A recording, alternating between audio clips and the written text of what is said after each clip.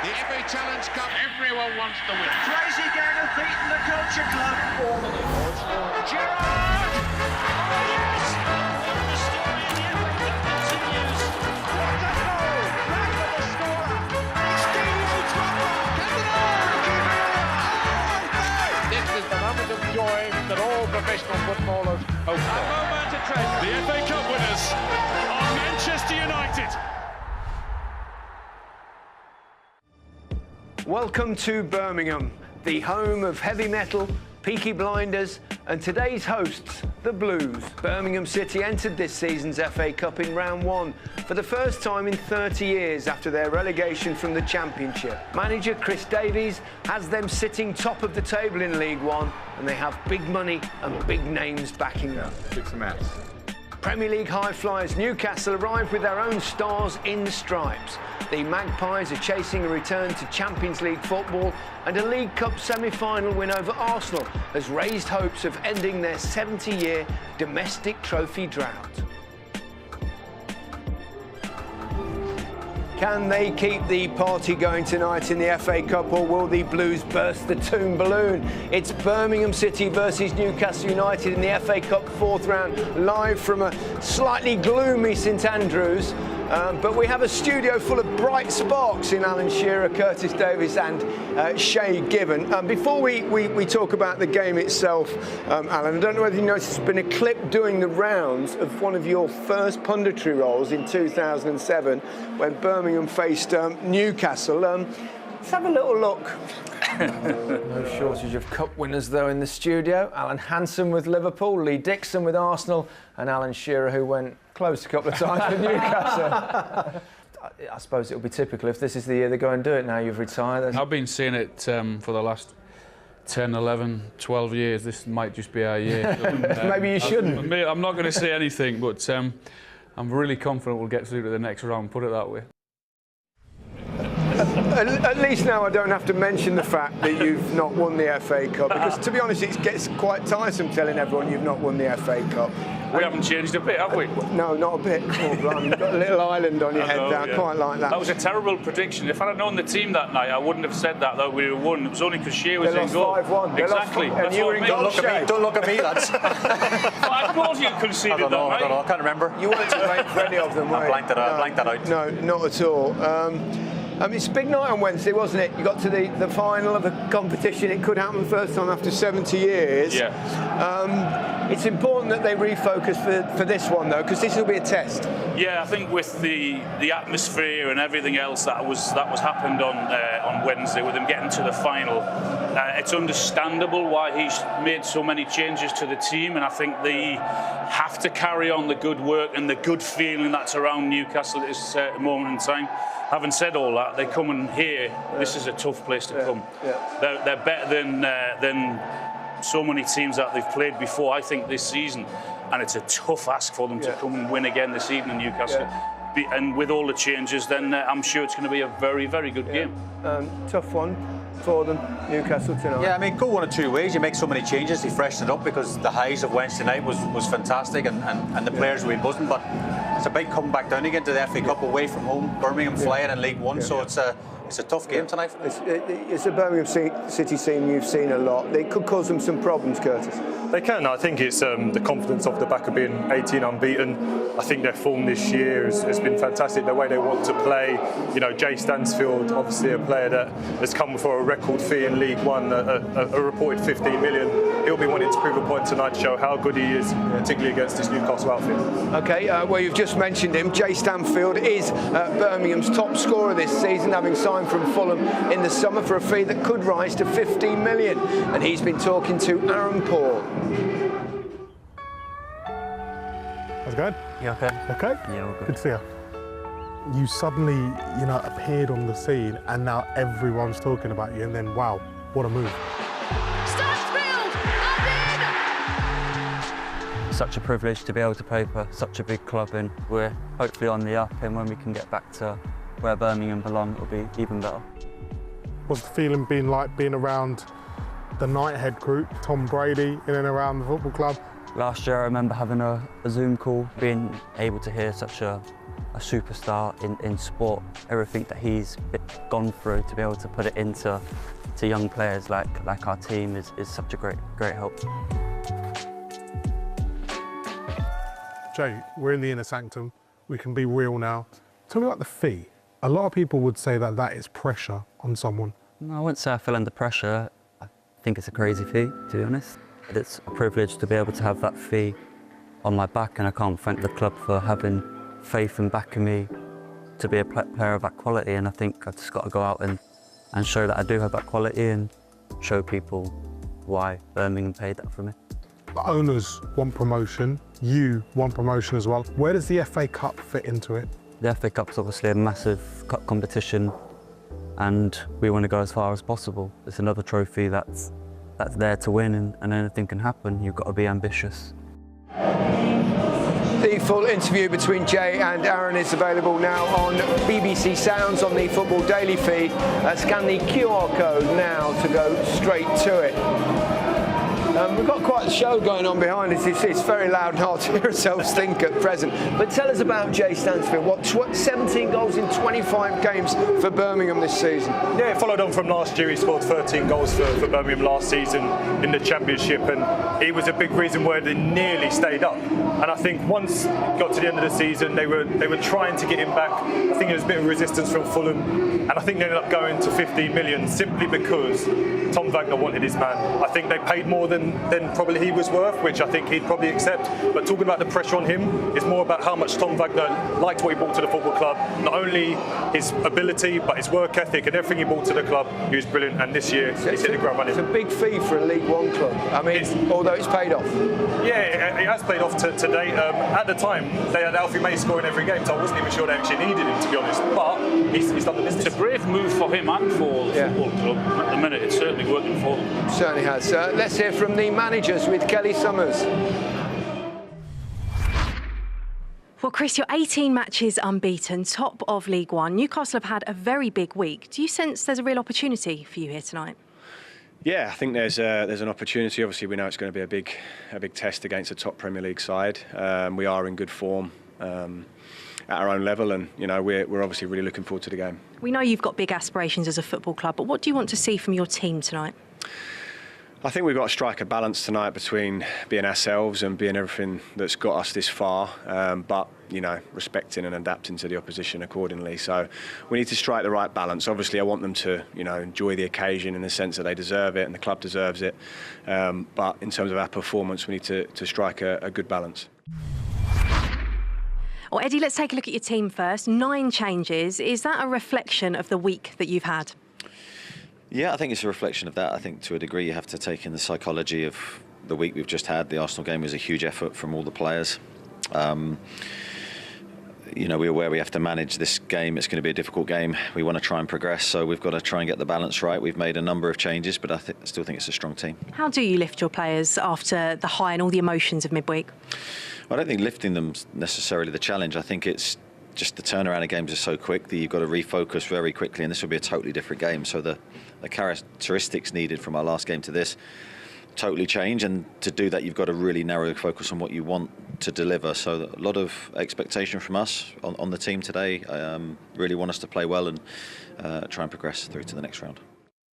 Yeah, 9 changes Newcastle have made, Alan. You're not normally a fan of managers playing weakened teams, but are they special circumstances this time? I think so, because of, Eddie said it, because of the high, because of the atmosphere, because of the result and where they will get to in terms of Wembley, and then it's this game.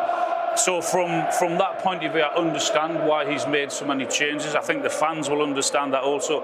But it's also a great night for these players who are going to be given a chance to say, well, there's something huge at stake to try and aim to get to Wembley, because it's an opportunity for them to say to the manager, I want to be involved in that, I want to play, and they have to play well tonight. And he said that in his interviews in the last couple of days. An opportunity for Nick Pope comes back.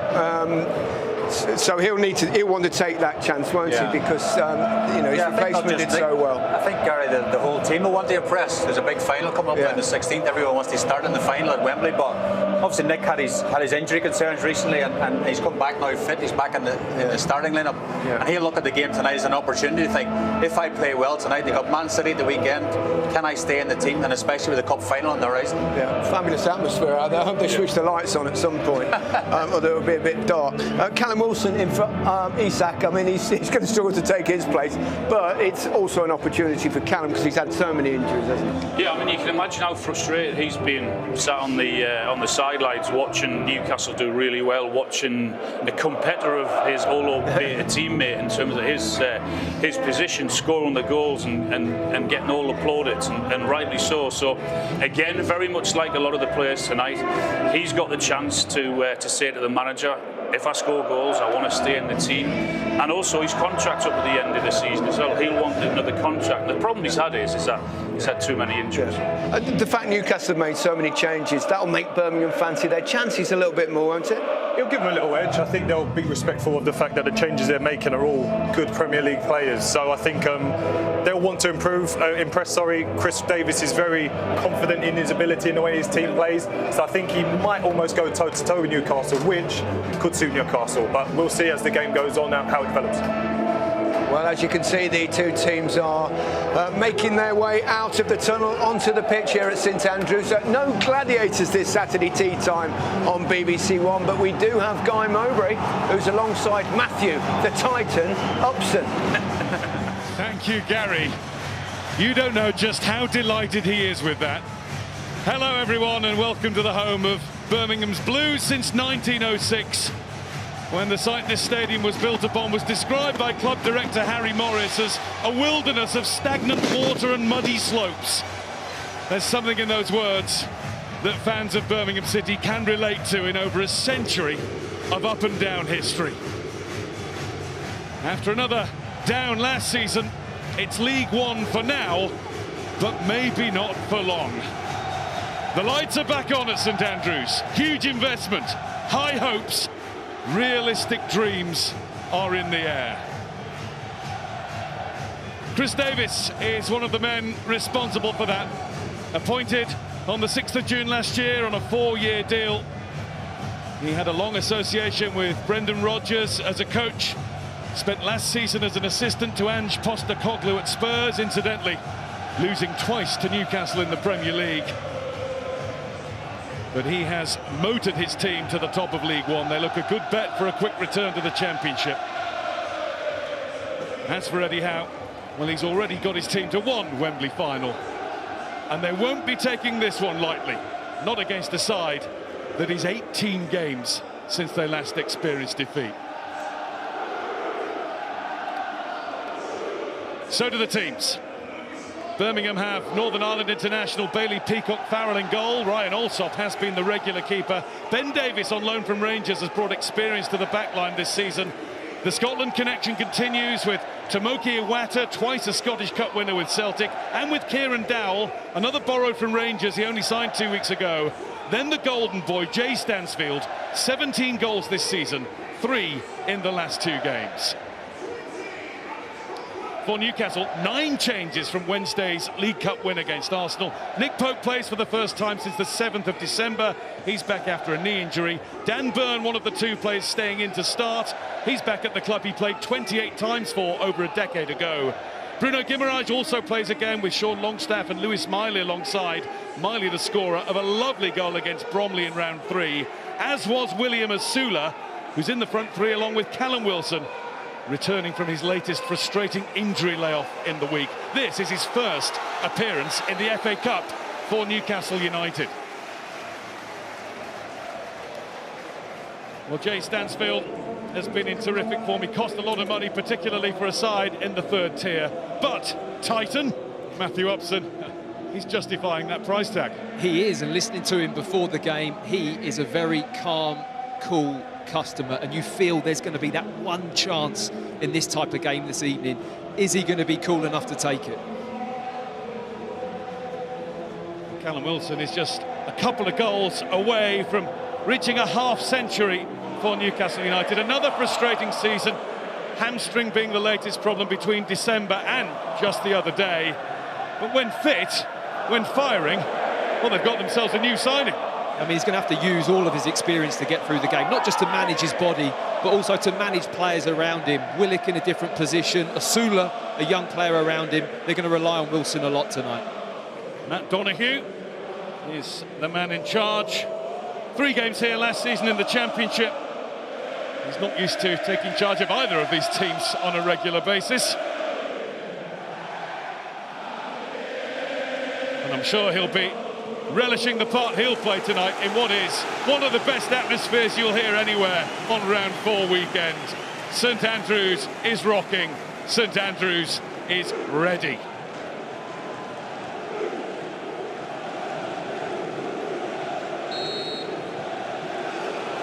So Birmingham and Newcastle start on the referee's first whistle. Well, it is that time on a Saturday evening. And Birmingham City will be looking to start well.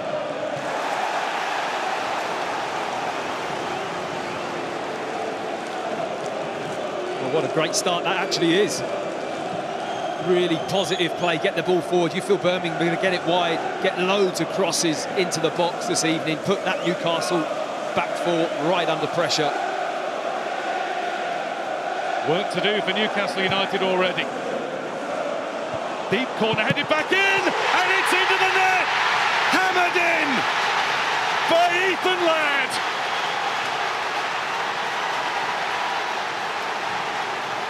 Oh, what a noise! Oh, what a start!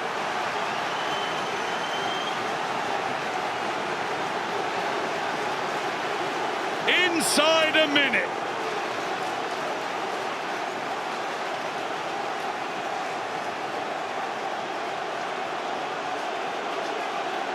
Ethan Laird, former hopeful with Manchester United, didn't make the breakthrough there. He's made it here tonight. Well, listen to the guys beforehand. You feel this game's going to go one or two ways for Newcastle. Well, when you make those amount of changes, something like set plays is a key part of organisation, understanding each other's role and position, and they're just a little bit loose here. Newcastle, really well-planned corner, sent to the back post for the head back across, and then I think once this comes back in, it's right in that danger area. It's anyone's ball, and Laird makes it his own. What a start. Well, it was definitely on target, so no matter the big deflection of Callum Wilson, it is Ethan Laird's second Birmingham City goal. The other one was a winning goal under a month ago. 1-0 against Exeter City. Well, he's beating another team from St James's Park 1-0 again. And it's been a long time since I've been back at this ground, Guy, and I have to say the atmosphere is bringing back memories, because this place, when it gets going, it really is tough to play out for the visiting team. And Matt has 128 memories of playing in front of Birmingham City supporters. Very fond memories. Yeah, and they were good times, weren't they? They were, and just the atmosphere in here, it really has come to life. They made a big effort tonight to really get it going, but that early goal really has set it off. Proper football ground, giving us a proper atmosphere and a proper FA Cup tie. Why does it always happen? It's incredible. And Birmingham are going to try again.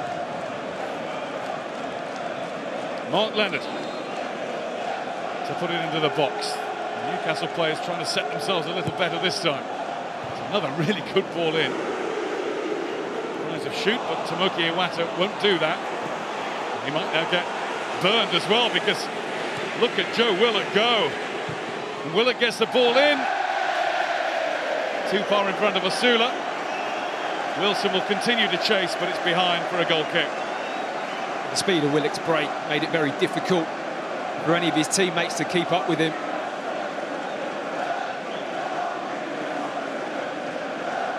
Eddie Howe's been in the game a long, long time now. as Bournemouth boss, he won 4 out of 4 here, including an 8-0 win in October 2014. Callum Wilson got one of those goals. Birmingham were actually a man down in the 7th minute. The former Newcastle defender David Edgar got a red card.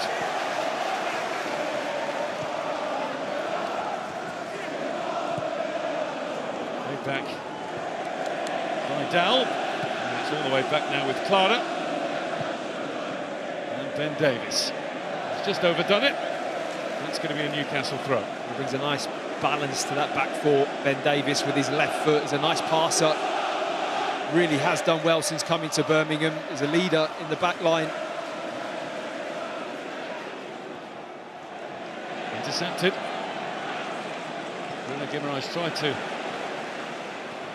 knock right off the ball.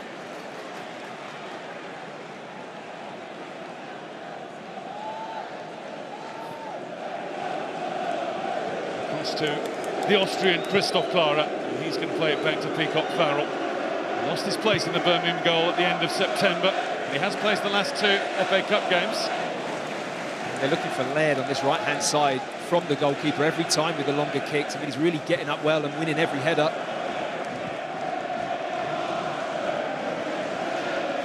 There's Kraft, here's Livramento. Osula.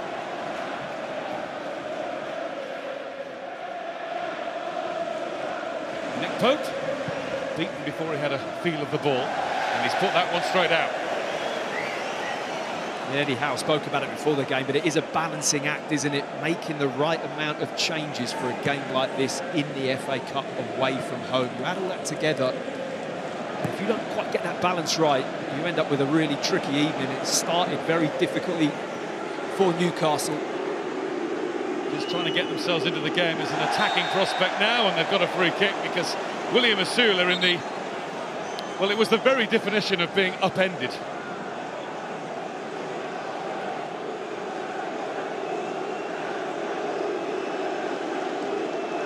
Shake of the head from Cochrane. Feels he made the most of it. The young Newcastle attacking player. It doesn't do too much here, Cochrane, to be honest. I mean, he does overcommit to the challenge. It's not a massive amount of contact, but certainly looked like a free kick. Didn't put the brakes on. And then Newcastle are going to try and step on the gas. At the back of the box is Kraft. Peacock Farrell has sorted it out. Willock.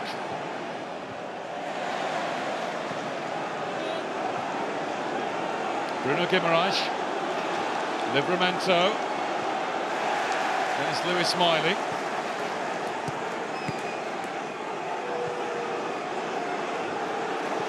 Livramento.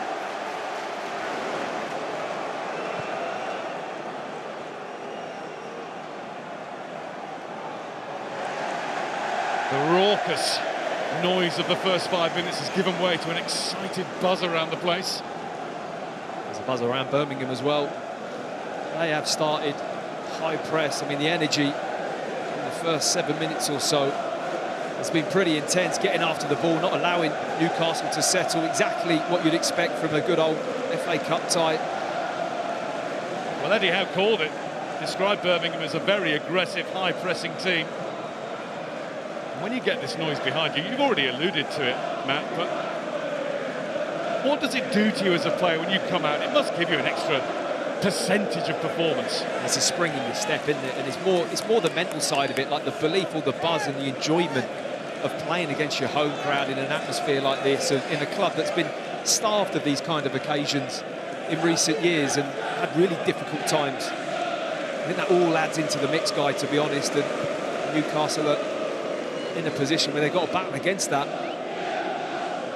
Birmingham started this round as they did the third. They were in front after 32 seconds in the last round against Lincoln. Lincoln, Newcastle, no matter, they've come out charging. The plus side for Newcastle, they have plenty of time to turn it around. Here's Joe Willett. He's seen plenty of the ball earlier on. We'll come back to him though. Dan Burn.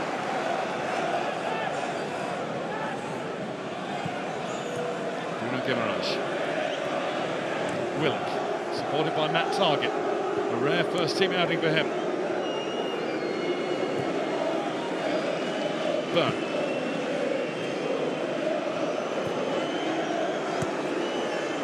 Osula. Full of confidence. A sign from Sheffield United last summer. He's having to wait for his chances. He seemed determined to take this one tonight. He's very sharp with his feet, doesn't he, Osula? Quick across the ground. Likewise Joe Willock, but he's been stopped in his tracks by Ethan Laird. He's right up for this, isn't he, Laird? Tackles, goals, winning headers. He's up and down that right-hand side. You can see it in the eyes. Yeah.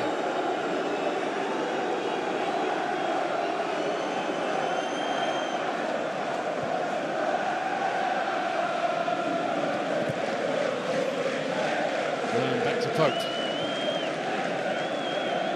Kraft.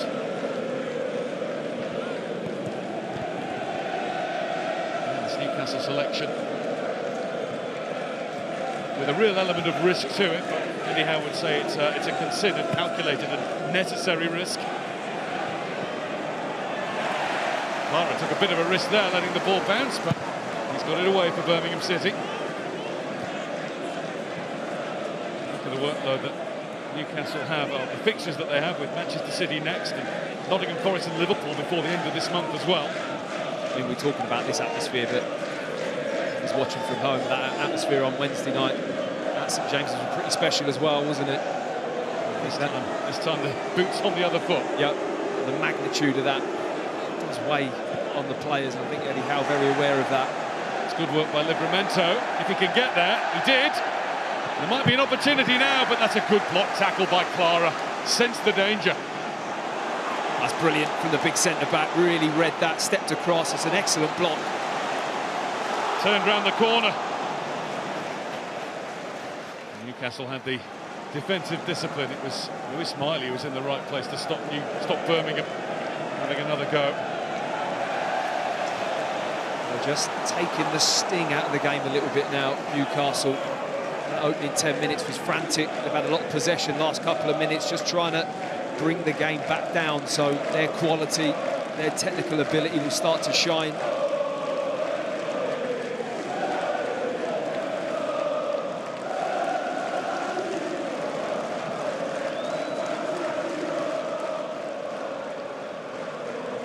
Emil Kraft with a little bit of time to be able to find Nick Pope.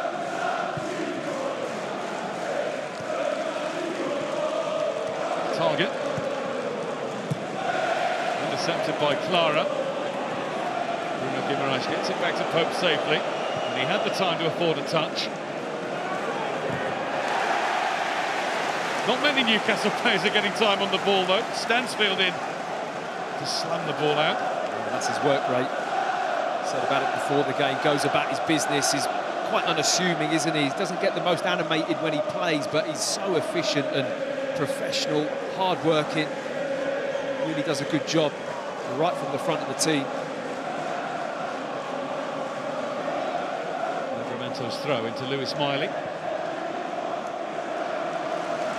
He's Clara. He's going to go all the way back to Peacock Farrell.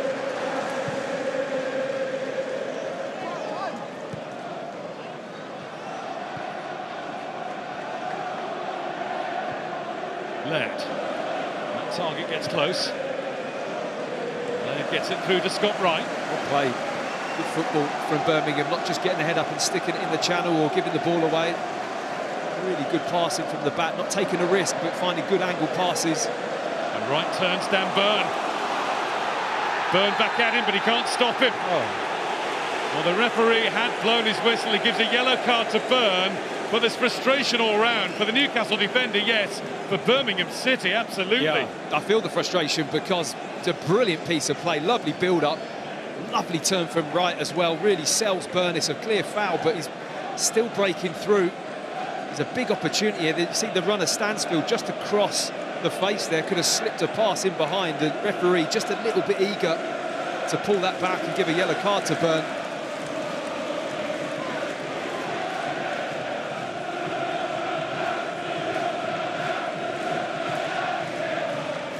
Leonard. Find another good ball in. Look at Dan Burn ushering all of the players in black and white stripes as far out of the box as they dare to be.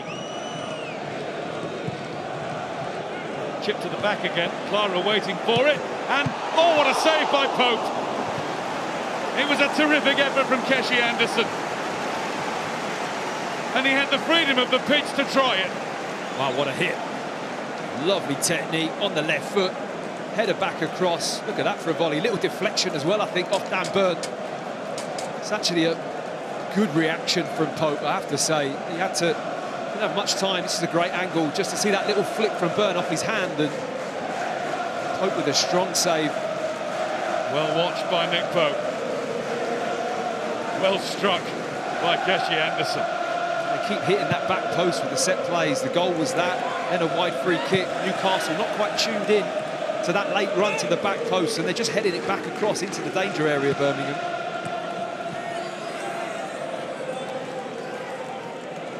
Well, Eddie Howe knew it would be like this. Knew they'd been for a real test and one heck of a game.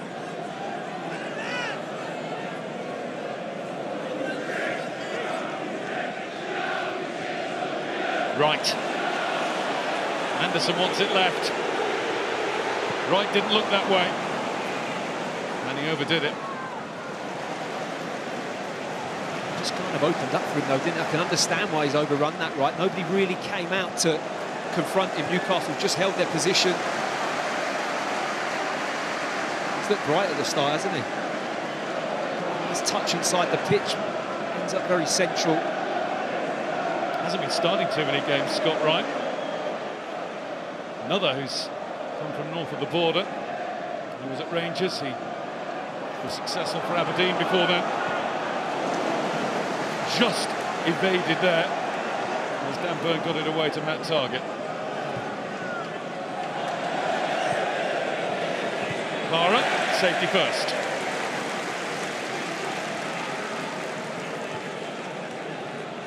Bruno Guimaraes.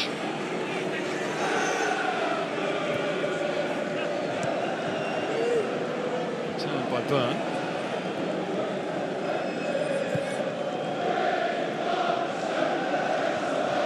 Livramento.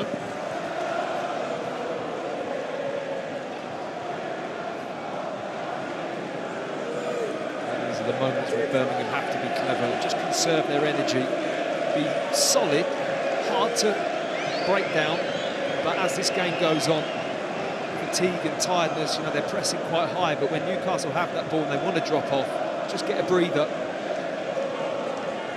Well, it is a particularly valid point. We talked about Newcastle's workload, but I think there'll be fans of football league clubs like Birmingham scoffing at that. Talk about workload, we have it every week. Yeah. What, they Tuesday again, aren't they, next week? Yeah, Cambridge United on Tuesday. Shows where Birmingham are now. First league meeting between them teams since the mid-90s.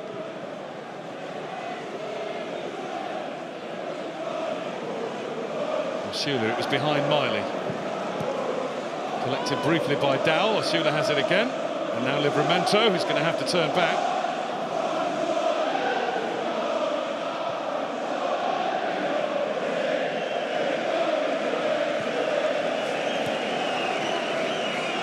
Target.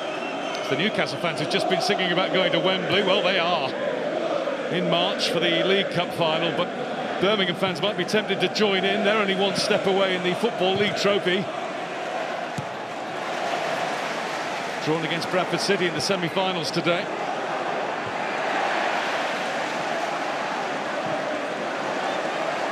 Burn all the way back to Pope.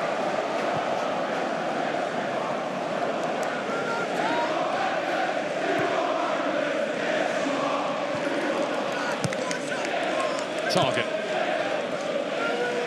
The hand clapping you could hear came from Chris Davis. I was just about to say that. I mean, he really did get into his player there, get after the ball. The message was clear. Well, that's not a shock, is it, those possession numbers? As expected, and they'll be happy with that. That's not an issue for Birmingham. It's a good tackle on Longstaff. Wright then plays it back to Clara. Problem for Burn. Problem solved-ish. He's got another one now. But Dowell's back heel. Doesn't find Stansfield. He wasn't expecting that to happen. Nice idea, though. I don't think he had anywhere to go there, Dow. Just knew Stansfield had pulled off on the touchline. It's not a bad record that Chris Davis has got for himself as the boss of the Blues.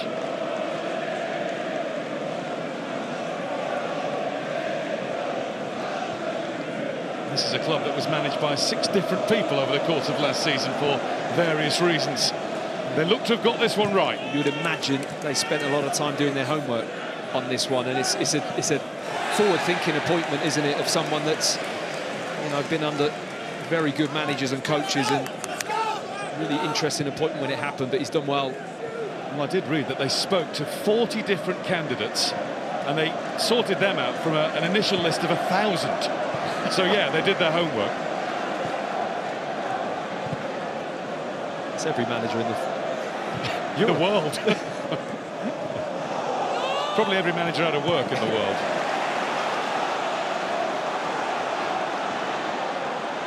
Stansfield. Livramento tries to get there. Anderson tried to play it out for a throw, but he didn't bounce that way off Longstaff.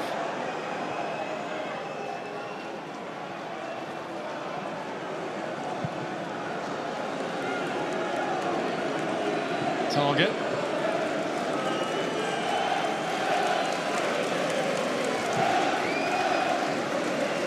Wilson has wriggled free. Can't get it through to Willock, but he's still bundling on, is Callum Wilson. Chipped into the box at the back, it's Osula. Willock tried to turn it in. Second attempt is high. First attempt was incredibly kept out. What a stop that it is. Oh, hang on. I don't know if it is a stop. No, it went in. It went in. Can you believe it?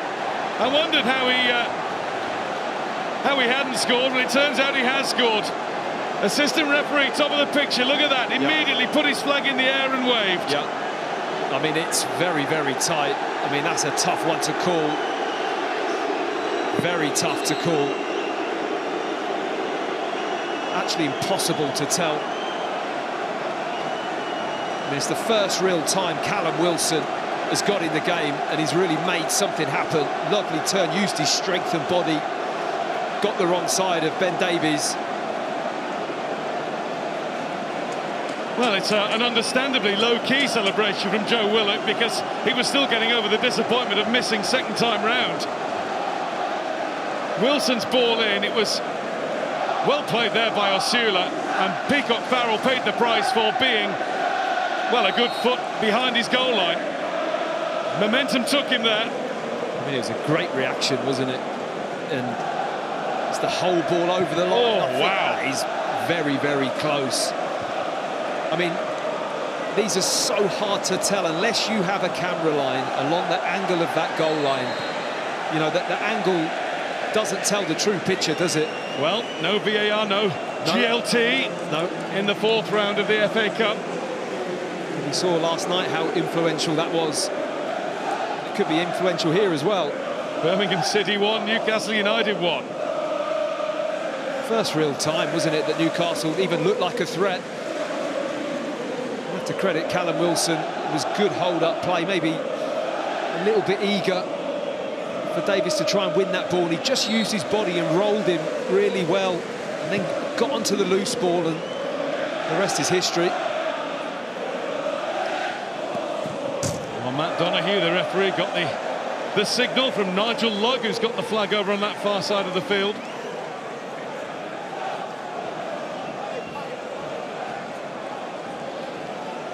Goal for Joe Willock. Big moment for Mr. Locke. Got razor-sharp eyesight. As well as good ears. Birmingham come again. Crucial touch that from Bruno Guimaraes, just as Stansfield was threatening.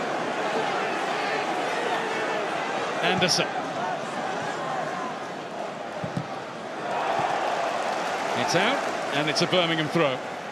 There's great pressure from Dow to win that ball, turn it over in the box, and Stanfield just took a little bit too long to get his shot off. He's not going to get that much time. And you look at some of the other ties that have taken place today, and then you think about the sort of regular league season, which is exciting enough. Oh, hang on, Birmingham are coming again. It's a good try, but it was straight at Nick Pope. Turn and fire, that's the Jay Stansfield approach. A couple of times he's found himself in good positions. Tough one there. Pope in a good position. Is a tough goalkeeper to beat from that kind of range. You have to credit Newcastle's response to going 1-0 down, Guy, and that first 10 minutes were tricky, but the last 10 minutes have been very good from them. They've been measured, they've kept the ball, created one chance and taken it. Stansfield trying to knock it down to Dowell. Iwata. And here's Laird. First time asking right to chase. Byrne has the head start. Pope away. Beautifully collected by William Osula. He's got Wilson with him. He's got Willock over. But he went to try and beat Peacock Farrell on his own. And he thought about trying again. Longstaff. Livramento. Willock's there again. Wilson goes to try to score. And he has got the ball in.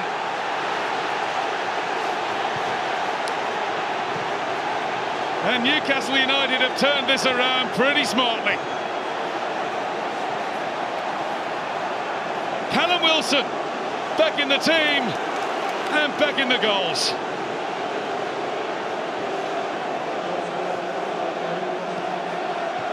You can't deny the quality of the build-up of this goal.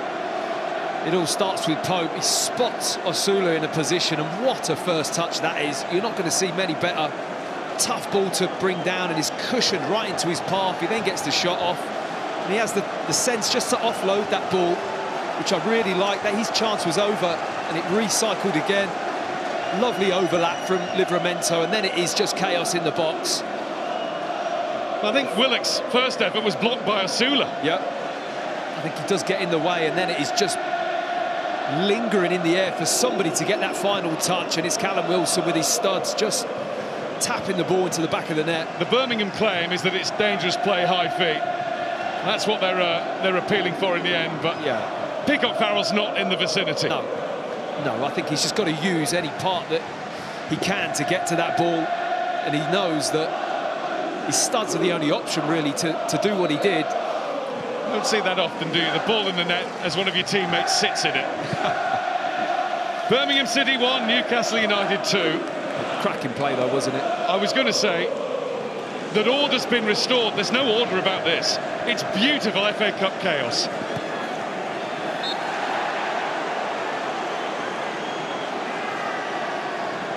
Cochrane on Osula. You mentioned him earlier, Matt. He's played his part in that last goal. He's looking really, really as if he wants this to be his chance to shine. Yeah, he really is taking the opportunity, and you know, the door's open. A lot of players rested. He's been on the fringes, waiting and waiting. Young player wanted to prove himself. Well, he started this game very brightly. Looks so pacey. And that first touch was absolute quality. Hasn't started for Newcastle in the Premier League yet.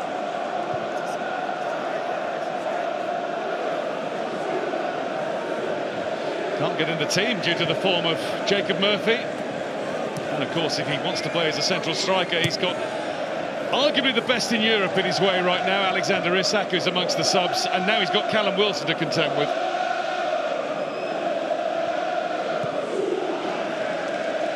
Newcastle have strength in numbers.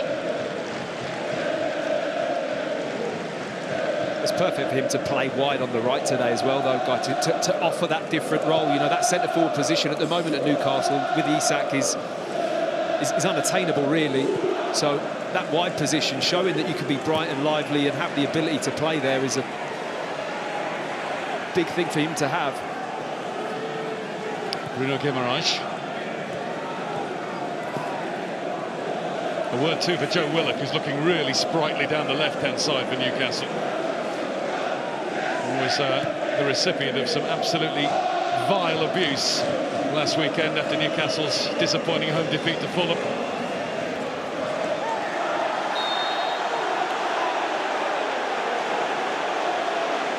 Keshi Anderson's fire is lit here. He's not happy with Osula.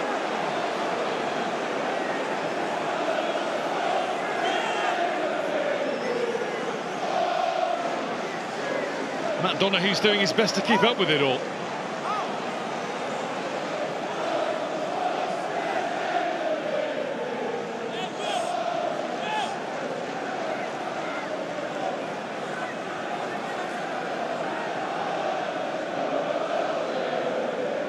Farrell with the Birmingham clearance, and all of the outfield players bar one, bar Callum Wilson, are in a pretty tight middle third.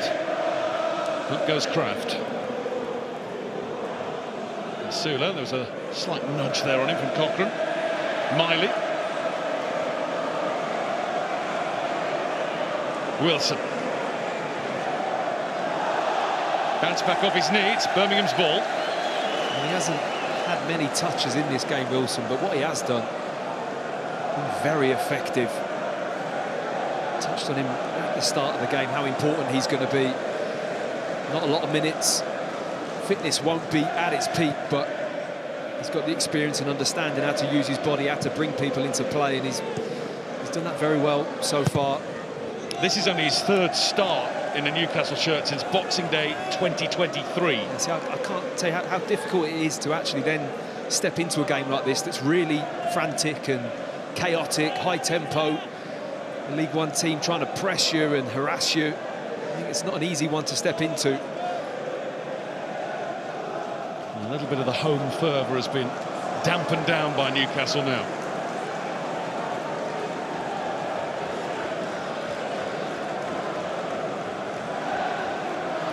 Chris Davies is trying to rev his troops up again. They might need JK the MC at half-time again, Guy, just to get them going. Lovely turn again, and strength shown and determination by Asula, and he bounces back up quickly too. He's in the middle of a Birmingham sandwich there and has got a free kick. He's not only causing them a problem with his pace, directness and positivity, but I think he's riling a few as well. He seems to be. Birmingham crowd are going to start to get on him a little bit, which is normally a sign that you're having a good game. And he certainly is. Very high tempo when he gets the ball. He's trying to make something happen, go at players. Bruno Guimaraes helped on by Byrne. Willock's there! Flags up. This one will not count.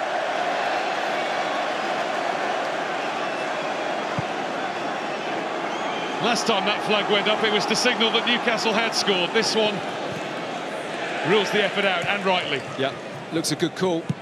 Yard offside on the flick on.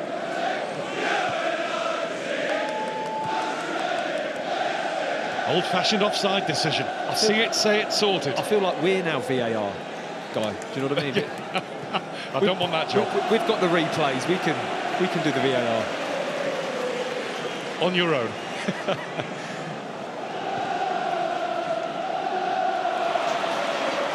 Leicester fans might have wanted you last night. I could picture you in the hub. In from Anderson. Oh, it's wide. And Jay Stansfield doesn't usually miss those. He'll be disappointed. And how early does the ball come in? Anderson doesn't try anything flashy. Wants that half a yard. What a ball that is. That is pinpoint. You can't get a better cross. Just over the head of the first defender and should hit the target. He'd be so disappointed with that. Jay Stansfield, we spoke before about that one chance. I think it's off his shoulder, Guy. I don't think he actually makes the contact. The only thing I can say is that first defender might have just blocked his view a little bit, and he doesn't quite get a clean line of the ball, because that should be 2-2. Well, there you go. Both these teams very adept at coming from behind. Newcastle have shown it already, and now it's Birmingham City that have to try and continue what they've been doing most of the League One season. Can't see our studio from here. Even though he won't have wanted that to go in, I bet Alan Shearer was off his seat heading it in.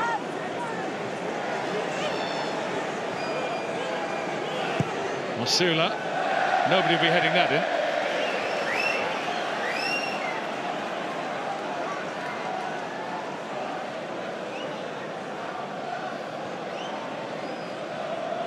Well, a few eyebrows raised when you looked at the Newcastle lineup, saw all the changes, but Joe Willock in, William Asula in. There might not have been had Eddie Howe gone in quotes full strength.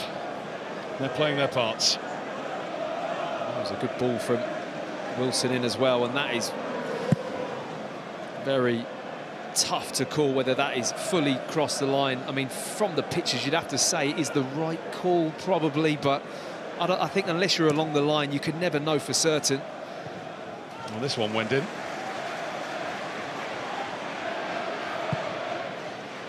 Birmingham 1, Newcastle 2. All that happening after Birmingham went in front inside a minute. Ethan Laird with the thumping shot that went in off Wilson. You know, you've got a good game when the first 35 minutes or so feels like it was 10 minutes. Oh, I mean, it's just flown by. Is that what it is? Yeah, flown by. It's been all action. Burn. Target. Here's Clara. One by Target. Feeding Willock, who's got to do this by himself to a large extent. And he's going to. He's off balance, but he keeps on. And he finds Osula. Osula chops back, and the shot smothered. And the next one's taken away from him. At the end of it all, it's a Birmingham goal kick. How about that wing play from Joe Willock there? Brilliant running with the ball. Dropping his shoulder to go outside, but coming inside, offloading it to Osula. And I think Clara can just see that left foot is going to be wound up for a shot. He makes a really early slide to block that ball. It's another good block. He's made a couple in this first half. The Birmingham captain.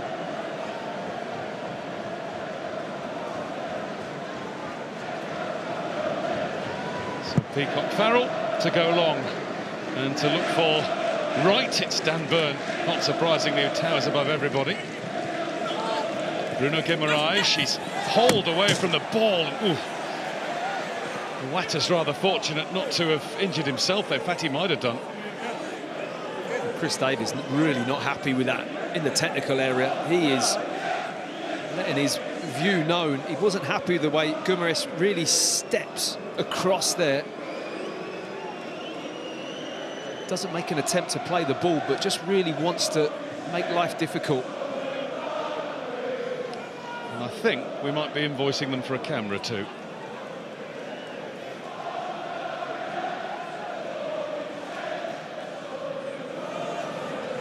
Knocked down by Kraft. And he plays it over the top. Lovely ball for Wilson. Well spotted by Peacock Farrell. Osula now. Well, he saw the keeper backpedaling, but even if he got the elevation, that wasn't going to happen. Didn't have the time, did he? Dropped straight back onto his line after coming out. It was good goalkeeping, actually. Being sharp on the edge of the box is something Newcastle are looking for now. Just that little lobbed ball over the line of the back four of Birmingham.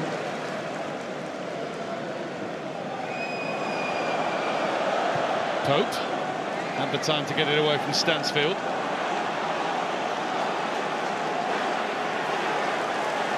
Pressure on Kraft, who does let the ball roll and has got the throw-in.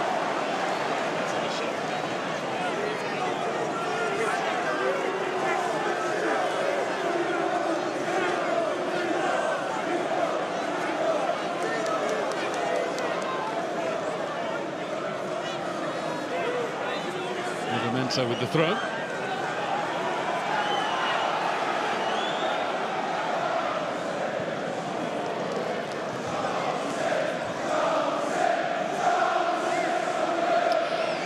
Well, it's not half-time yet, so we've barely scratched the surface. Talking of which, that's the view from the camera that Iwata just clattered into. You weren't wrong, there's going to be an invoice. Well, they cost a bit. Connor's all right.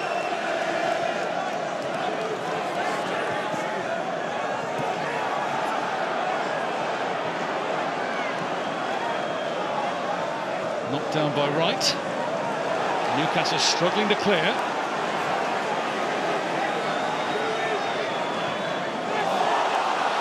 Iwata plays it into Wright. Not hit with conviction. Brilliant pass to him. Oh, it was wrapped into him as well. I think that was what made it a little bit trickier. He has to put pace on this pass. He gets his head up, sees the channel, and it's just lifted in the air, isn't it? He knows he's got to take it first time here, right? And he doesn't really commit to it. He's a little bit tentative with the way the ball's bouncing towards him. You like to see him step into that and really commit. Birmingham undeterred. Anderson. He's been a real live wire down that left-hand side.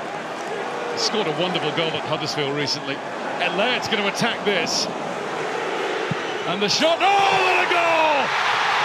Absolutely incredible from Tomoki Iwata.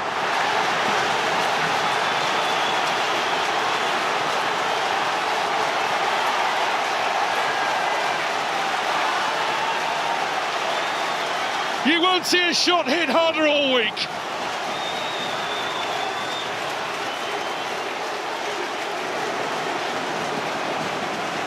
There were cries from the Birmingham fans of shoot. They hadn't got to the end of the word before he did, and before it took the net off. Well, you won't see a shot hit harder all season. What a hit. That is incredible. I don't think you need to say much about this. Just watch it. What a hit. On the volley, sat up, just bounced in front of him. I mean, it's just unbelievable. I mean, it's almost kind of like a hybrid half volley, the way it's sat up there, and he's running onto it with the pace. Strikes it so cleanly into the roof of the net. Just a fantastic goal. You're not going to see much better. 6 goals in his first 14 Birmingham games. He's since gone 10 games without scoring. Then that. Keep right on is echoing around St Andrews, the Birmingham City anthem. Yeah, almost speechless having seen that. And a good job Ethan Laird got his head out of the way. It would have gone with it.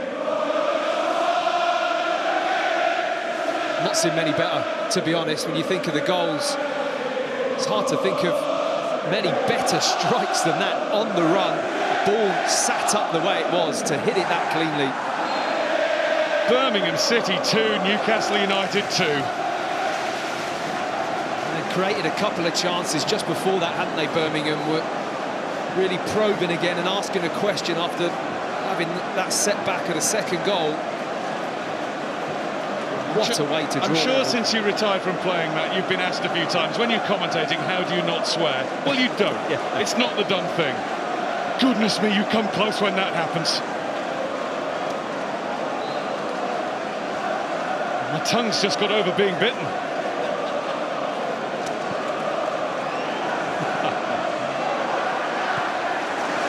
Cleared.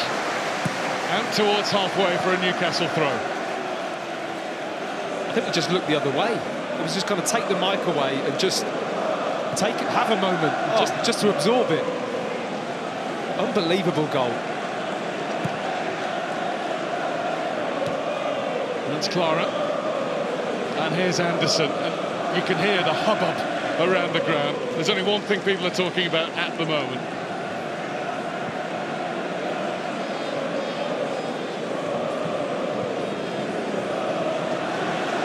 Stansfield chases. Byrne has time to find Pope. Target. Quite an appropriate name after what we've just witnessed. Pope.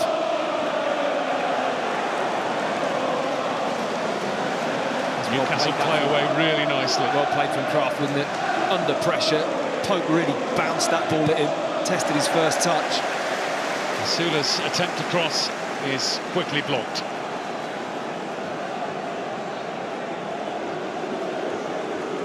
I still think there's a lull where everyone's looking at each other going, did you see that? I don't think Nick Pope did. Yeah, no chance, did he?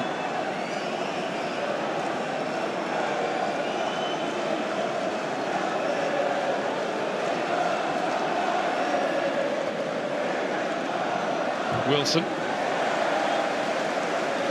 Behind it goes. Newcastle United have a corner. Dan Byrne will make his long, slow way forward. I feel Birmingham need to really organise here.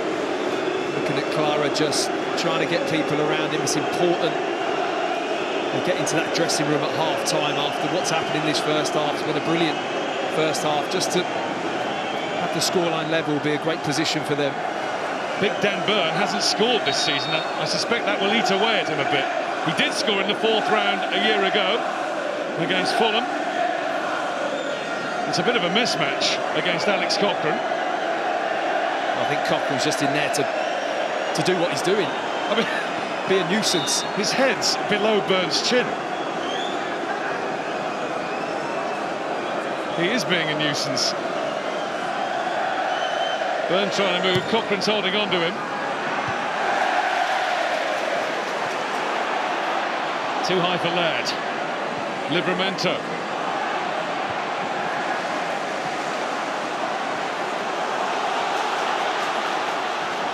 Stansfield. Stansfield keeps going down that left-hand side. Brilliant run by the Birmingham striker, brought to an end by Longstaff. Stansfield then in strongly. Longstaff not bothered one bit by that. Livramento. And that's going to bounce out of play. Rasula has to, for the first time probably all game, give up on a chase. You can see how Birmingham have come back from behind a few times this season. Credit to Newcastle as well, you know, that their shaky start, come back into the game. I mean, it's just toed and froed, hasn't it, really? Not been a dull moment.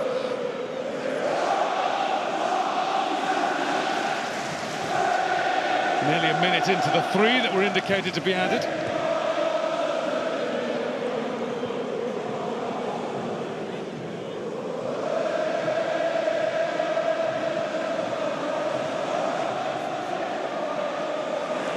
He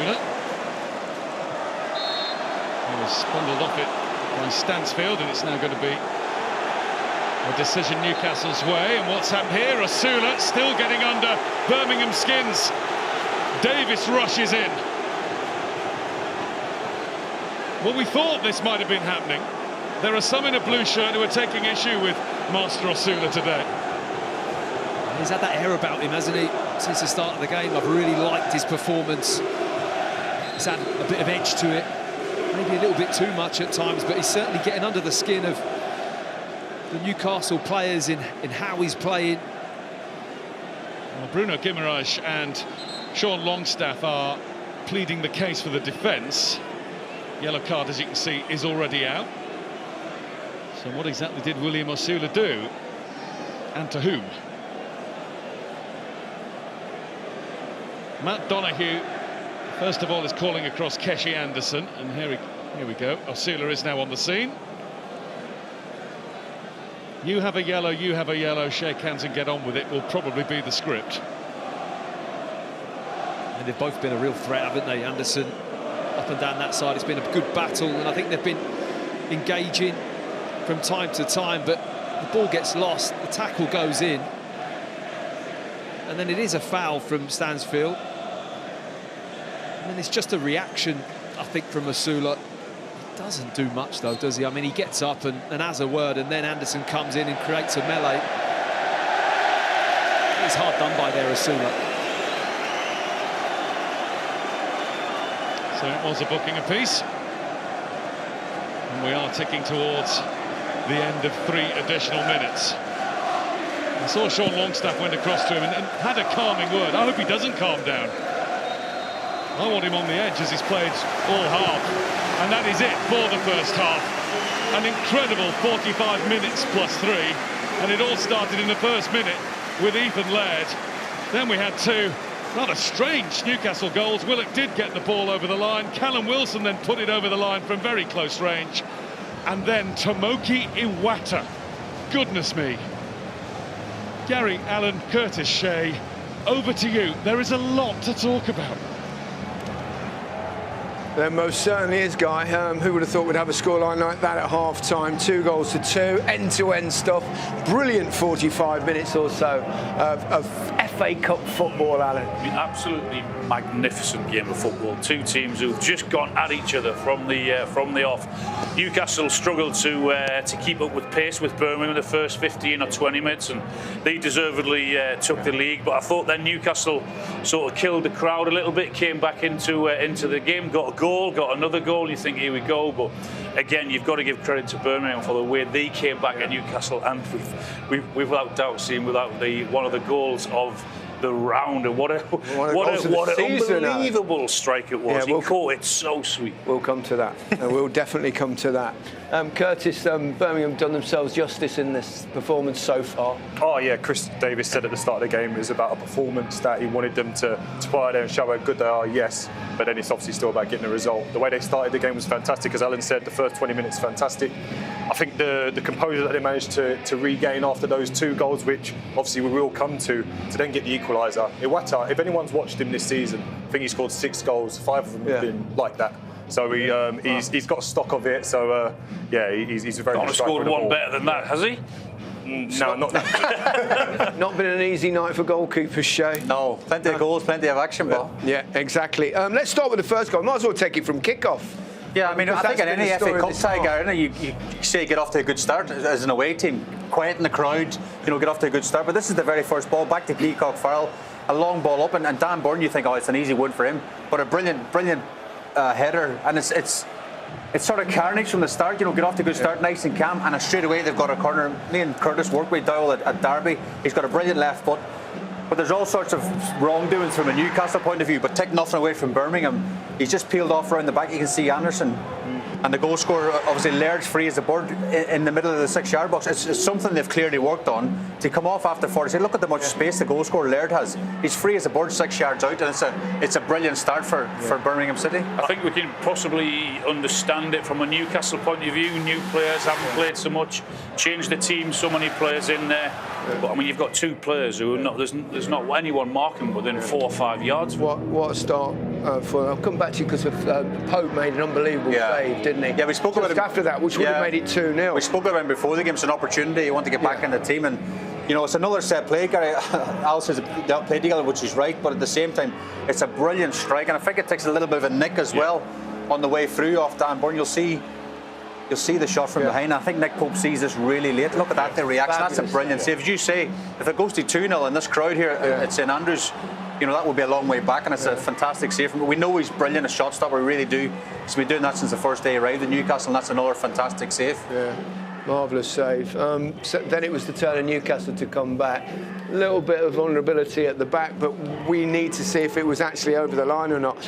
There is goal line technology in the FA Cup, but not a League One side. There is in other games that have been played, so therefore we won't really know, and I'm not sure how the assistant referee could know. No, because he's certainly not on line. Look, we'll picture him there. He is. I mean, he's 4 yards from the line, and he's made a huge call there. We've frozen it there. We're still not sure whether that's over the line or not, but Newcastle will definitely take it. Because the camera's not absolutely in line either, is it?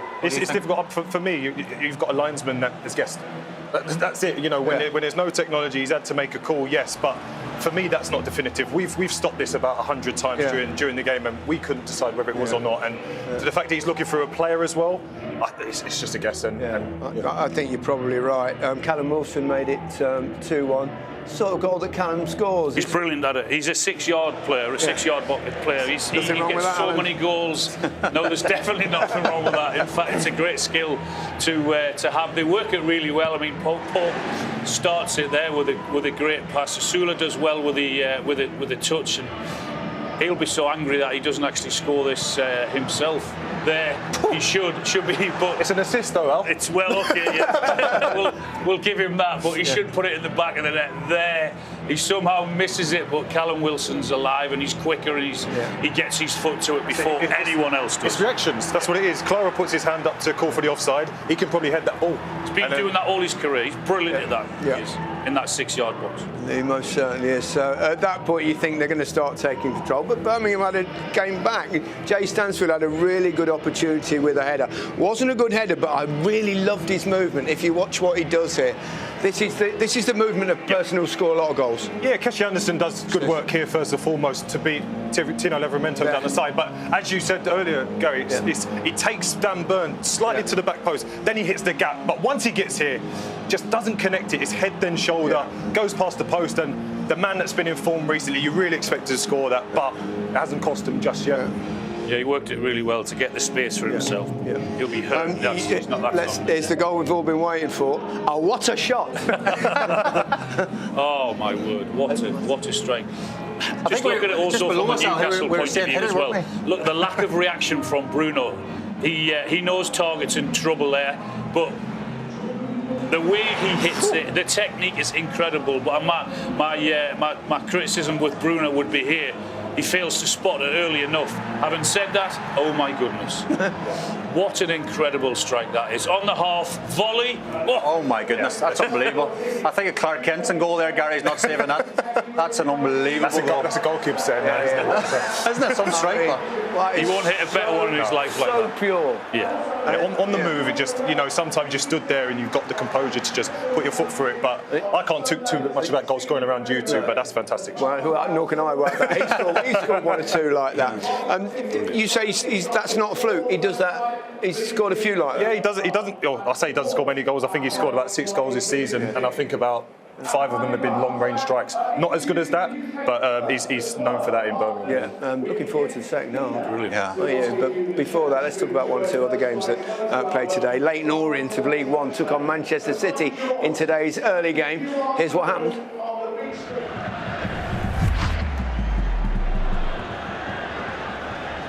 Simpson. Straight to Diaz. No foul, and he's gone for it from distance! Oh my word, it's in! Absolutely incredible! Leyton Orient have the lead! Jamie Donnelly with the magic moment! Just look at the scenes! And Donnelly has produced genius here to give them the lead. To shoot from there, to even think about it, it's a goal of a lifetime. Wow. Quick corner here. Grealish onto it. That's a good try, deflected it in, and City are level. Rico Lewis with the hit. It got a chunky touch on its way through. Rico Lewis hitting one from the edge of the box, and it just takes a ricochet. I think it actually comes off a City player. Is it Kusanov?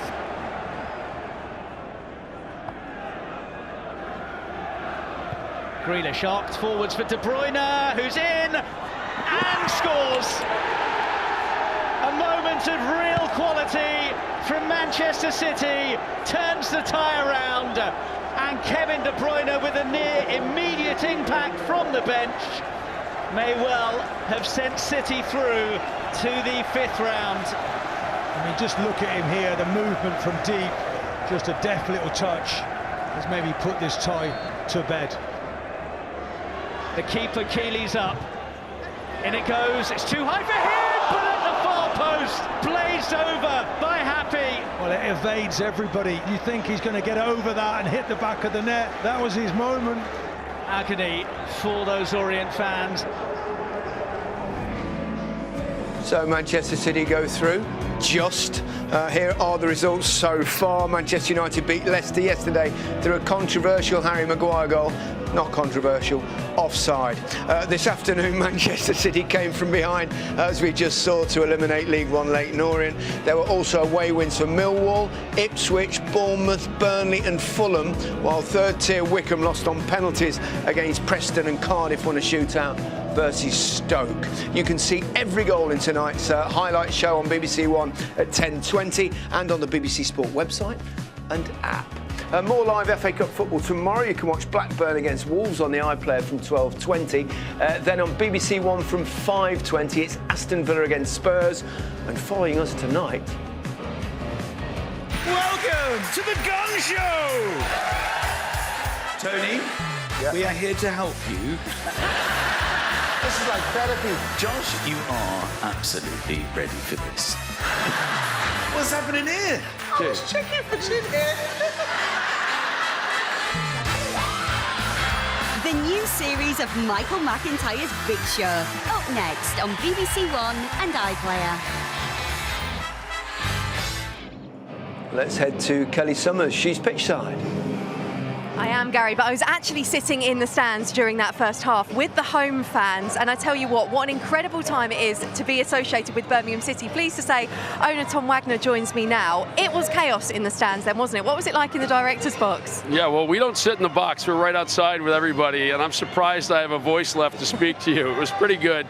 I think the best part of this is, it's what makes the FA Cup so great. You just don't know what's going to happen, and it's why we play the game. Every game here is very exciting. You're having a remarkable season, 18 matches unbeaten, top of League One. We know you've invested on the pitch, though, but what's most fascinating about the work that you've done as an ownership group is the commitment to the wider city as well. Can you tell us a bit about that? Yeah, I think the number one thing we've seen is when we got here, the mood was very dour. But I've absolutely fallen in love with the rosy atmosphere that we now have, and it's something that I think is going to last forever. Yeah, it does feel like that at the moment as well. It's, of course, not just yourself. Tom Brady, NFL legend, is involved in the ownership of this football club now as well. He's not here tonight because he's commentating on the Super Bowl tomorrow night. Has he been in touch? Yeah, no, he's absolutely been in touch. I've got a load full of messages from him. He calls all the time. He's very engaged with Chris Davis and the team. Spends a lot of time talking about performance rehabilitation, recovery, mental attitude, all the things that he brought to his long and successful career he brings here. He is extremely engaged. I can feel my phone buzzing in my pocket. I'm sure he's, watching and paying close attention. So, Tommy, thanks for all the support. We love having you here, and keep it up. As for the second half, what do you want to see? More of the same energy and endeavour, I'm sure. Yeah, more scoring. More scoring. This is what it's what makes it so great. We played really well. More of the same atmosphere, more of the same energy. It's great seeing the away fans here, getting everyone into it. They hate us, we hate them, for today anyway, and that's what makes us so great. Well, it was a brilliant first half. We're hoping for more of the second. Tom, thank you so much for joining us. We'll let you go in, because in case you hadn't noticed, Gary, it's a bit wet down here. Yeah, it's a bit of a damp old, chilly old evening. But Curtis, they're doing something special, aren't they? Trying to.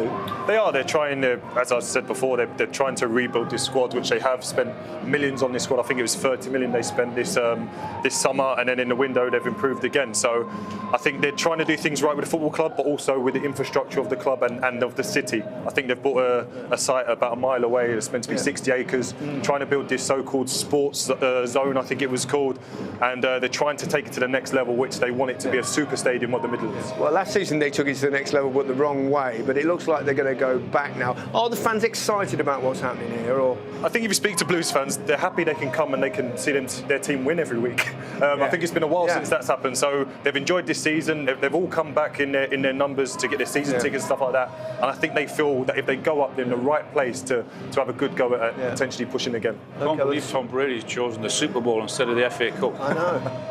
It's a bit rude, isn't it? Beautiful evening like this. Here we've got in the Midlands. And especially to see one of the biggest clubs in the world as well. I know. Beat me. I'll tell you what, let's hope we get more of the same in the second half. The first half was quite tasty. St Andrews is rocking. St Andrews is ready. And it's into the net! Hammered in! Oh, what a noise! Oh, what a start! It went in. Can you believe it? Goal for Joe Willock. Big moment for Mr. Luck. Wilson goes to try to score, and he has got the ball in. And the shot. Oh, what a goal! Absolutely incredible! It's beautiful FA Cup chaos. Well, it doesn't get much better than that in the FA Cup, and second half's got a lot to live up to. No, absolutely. It's we're hoping more of the same. I think from a Newcastle point of view, they're going to have to tighten up at the back because they've given far too many chances away. Yeah. They've missed some big chances. Pope's making wonderful saves, so they're going to have to tighten up. Yeah, and for Birmingham, they'll just keep doing what they're doing, won't they? I think keep doing what they're doing, but I think Cochrane needs to tighten up on Asula. Started to get into the game at the back end, and he started to create a few chances.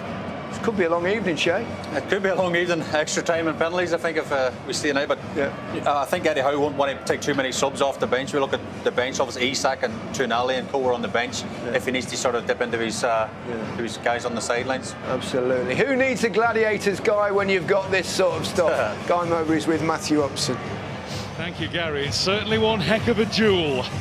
And as for going all the way, well, 7 of the last 8 meetings between these teams here have ended in draws. So we could indeed be going the distance through to extra time and penalties. But I don't think we can predict anything for the next 45 minutes, just as long as we get something similar to what we've already witnessed. There is going to be a Newcastle change. I wonder if this was half pre-planned. Eddie Howe has talked about spreading the workload, so half a game for Bruno Guimaraes and Matt, half a game for Sandro Tonali. It certainly feels that way, doesn't it, Guy, to be honest, that at half-time he makes that switch. You would say that they're just going to share the load on this game, and now Tonali gets the second half.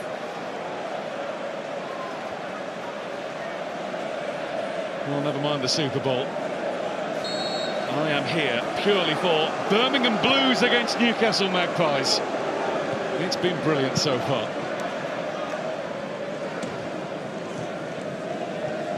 Out towards Osula, the wide receiver. I think Cochrane needs Anderson back in on defensive duty a lot. It's a difficult balance to strike as the advanced wide player, but those one-on-ones with Osula's pace is very hard to handle. Emil Kraft. Longstaff.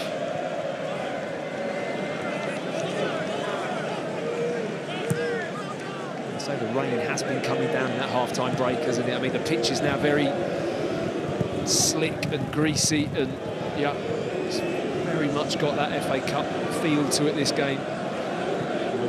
We are so cocooned in the oldest stand at St Andrews, we barely noticed it was raining. The old roof standing firm. Not like every ground in the country. Willock back to Tonali.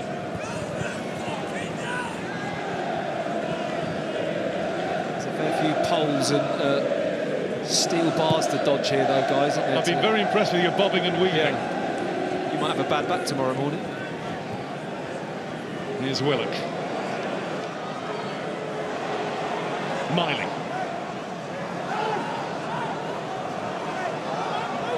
Willock to Longstaff with a little chip out to Target.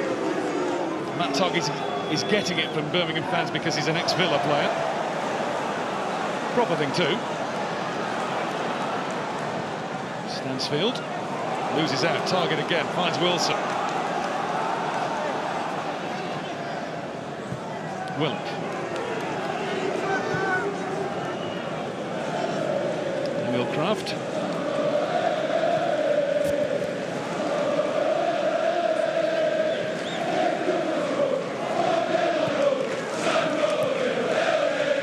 Livramento. Dan Burn. It looks as though it's a purposeful plan for Newcastle to make sure they move it around, they keep the ball in these early second half stages. You don't want a repeat of the first half, do you, where Birmingham come out of the blocks and really set about them. They're trying to control the game a lot more. Osula shifting it. Big deflection on that. And Willock is quite content to let it spin out.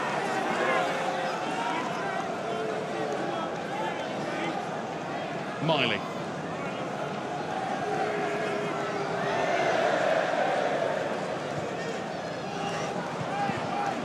It's Wilson getting in front of Clara. Handball was the Birmingham shout, and handball is the referee's decision. For a moment now, I thought that was going to drop really kindly to a Newcastle player in the box. Bruno Guimaraes has done his work. Nicely wrapped up now.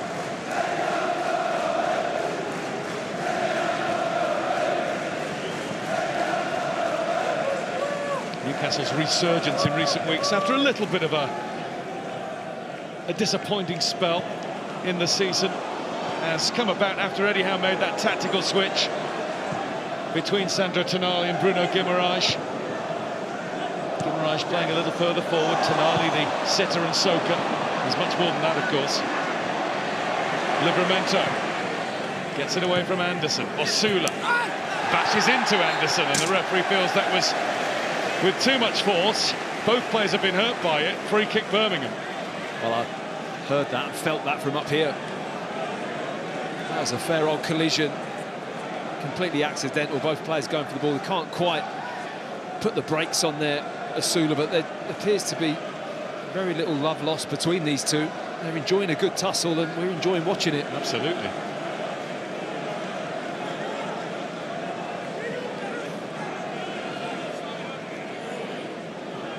Keshi Anderson's in his second season at Birmingham. When you watch this sort of performance, it's hard to believe that he was signed on a free transfer after a trial, having been released by Blackpool.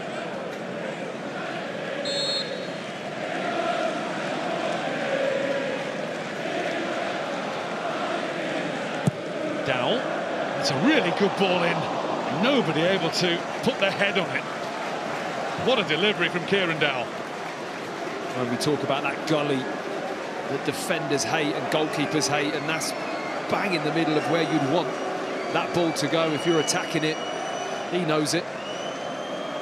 Top quality ball in. Former Everton, Norwich, Rangers man. Spells at Nottingham Forest, Sheffield United, Derby and Wigan on loan as well. He's been around as Kieran Dowell. He's a member of that England team that won the Under-20 World Cup in 2017. Some have found their way, some have lost their way a bit from that team.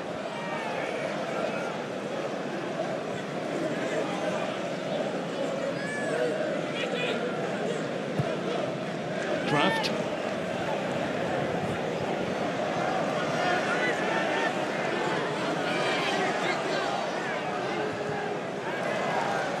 Off Laird. Willock in a real tussle with Wright, and the decision has gone to Birmingham.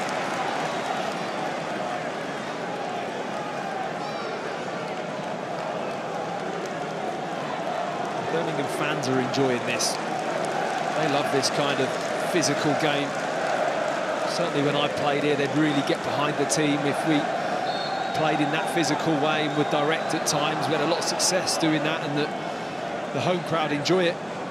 And Tom Wagner's clearly enjoying it. A little bit different to the atmosphere you get at a lot of big American sporting events. And he's bought into it fully, and he's buying a lot.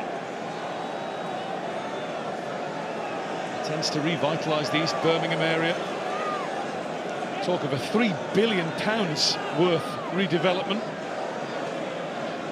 There's even talk of, if and when the new stadium happens, building a 1.5 mile long underground link from New Street Station. That's serious infrastructure.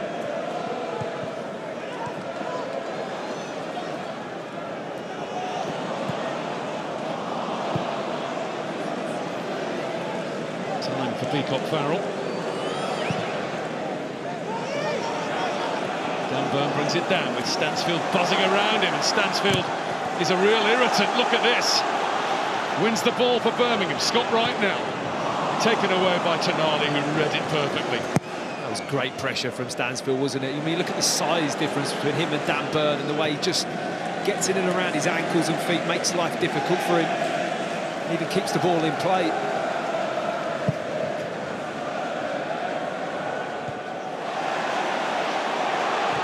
Played across by Laird. Livramento. He's able to tidy it up. Oh, he's not. Didn't do that decisively against Keshi Anderson. Anderson works it well to Cochrane. Anderson again. Leonard was on the move. Leonard. Pope thought about coming for that. Laird attacks everything. He's taken the adverts out. I'll tell you what, he loves attacking the ball in the air, this lad. He has won any ball that has gone diagonal across to the right-hand side. I hope he hasn't hurt himself on the advertising board there, really committing, but you fancy him at the back post. If he can just get a little bit narrower when a cross coming in up against target, I fancy him to beat anyone on the run in the air. He really does get a good leap. And something's jarred for him, and something has done for the rest of Dan Burn's evening. And there's a little wince from the big defender, and Eddie Howe will be very keen to ascertain the seriousness of this. Sven Botman is ruled out again just at the moment. He went off against Arsenal in the week with a knee injury.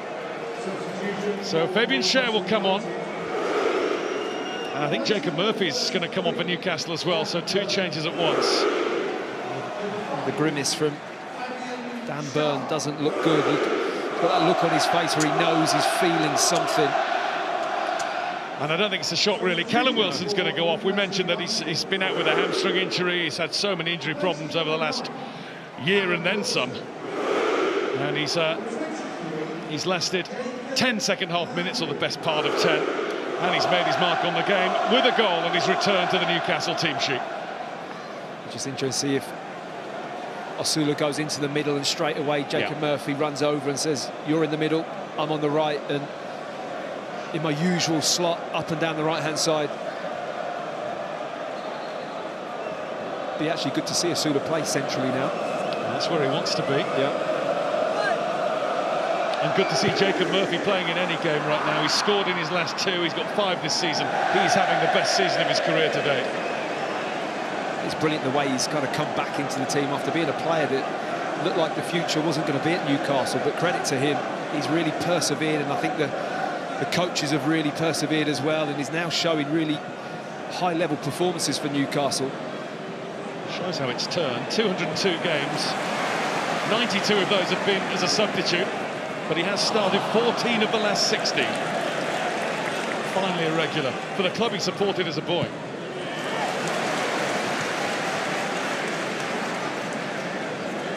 Iwata. Nobody was crying shoot from there. No way through for Laird. Leonard got there but took the pain of the challenge from Miley. And he's in a bit of distress, is Mark Leonard, as Peacock Farrell plays it out and Birmingham's players being urged to put it out. But the referee has called a hold himself. I'm not too sure what part of his body he caught. It looked like his shin maybe, because I think he was planted there, Miley, and just below the left knee, got the studs. The studs came in on the left shin, just below the knee. I mean, the slide tackle came very early, but Miley wasn't going to pull out and had every right to go for the ball. Leonard comes off worse.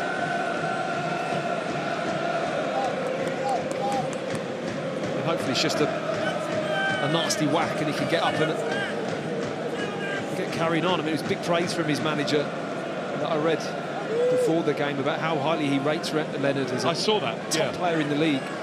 He was saying he's really lucky, isn't he? He's the best player not to be starting regularly. That was it. That's right. He gave him big praise and gets his start tonight.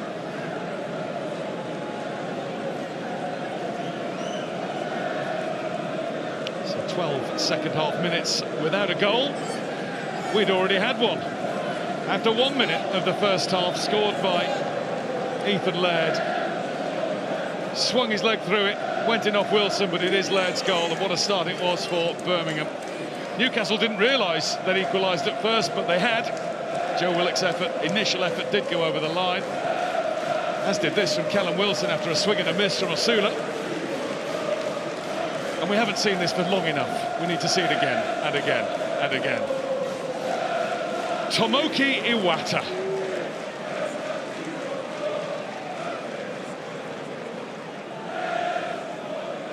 This is not a good sign for Mark Leonard. He knew straight away. Never like to see that when a player instantly puts their arm in the air. No, you can generally gauge the reaction, can't you? I mean, it was a very committed tackle. He went to ground very early. I think Miley could see it coming, but felt he could win the ball himself. Chris Davis is out for a word with Iwata, and a few others will come and have a chat with the manager as well, and he'll be organising his reshuffle immediately.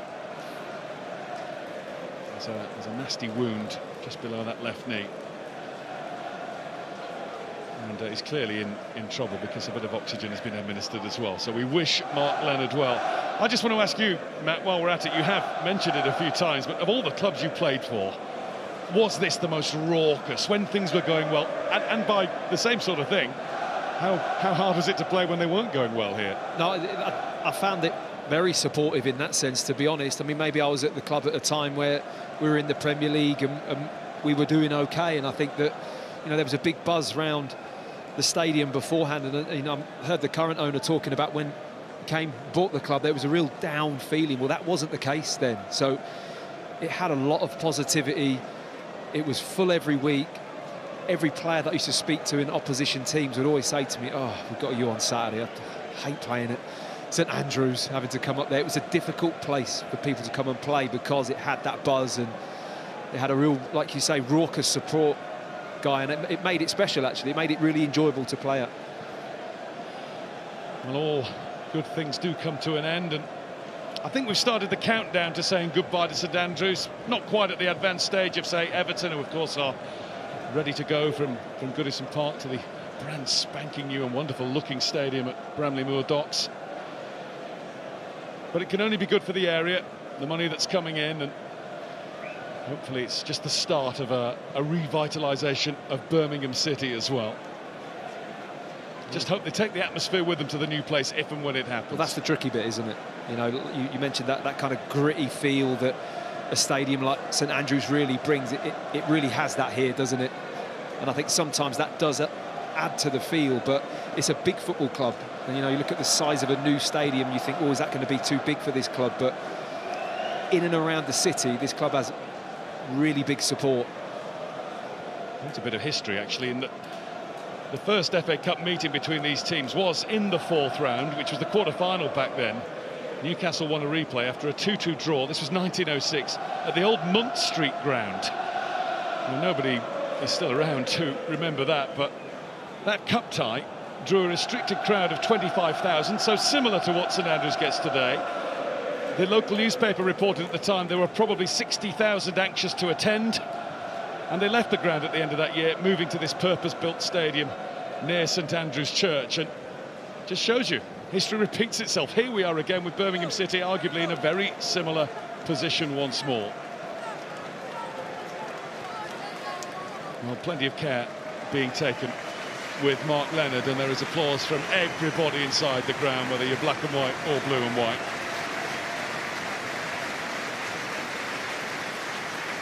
Mark Leonard, formerly of Brighton and Northampton Town, where he had 2 very successful seasons on loan, and he was having a good season with Birmingham as well, and we hope to see him again before the end of it. So the change will mean, as one player goes off with injury, a return for somebody who's just had one. Willem Tor Willemsen, Iceland international. He's been out since the 3rd round of the Cup, and now comes back on to see if Birmingham can find a way through to the 5th round. And I think he's just switched with Dowell as well, who will drop a little bit deeper into that position that Leonard was playing, and Williamson will then be more advanced in that midfield area, almost as a number 10.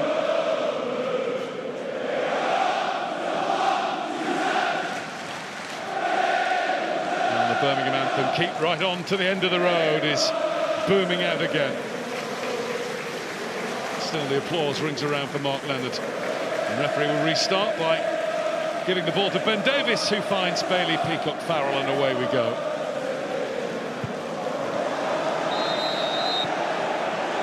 Straight away there's another stoppage.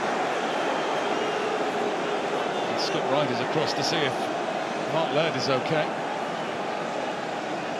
Ethan Laird, beg your pardon. I think Targett just got tired of Laird winning all the headers on that side of the pitch and felt, go and compete with this one. It was a wholehearted challenge, both players.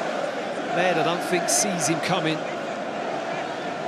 Just gets that contact when you're unaware. It just hits you by surprise.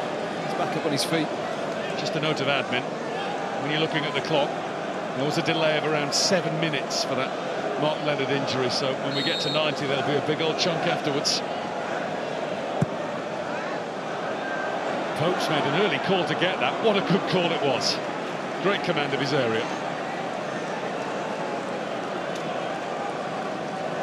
Double challenge for Nick Pope, trying to oust Martin Dubravka from the spot that he's made his own again in Pope's absence, and trying to get back in the England squad as well under new management.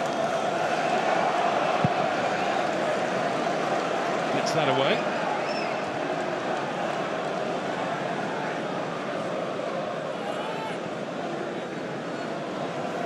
Maybe in Shan. Kraft.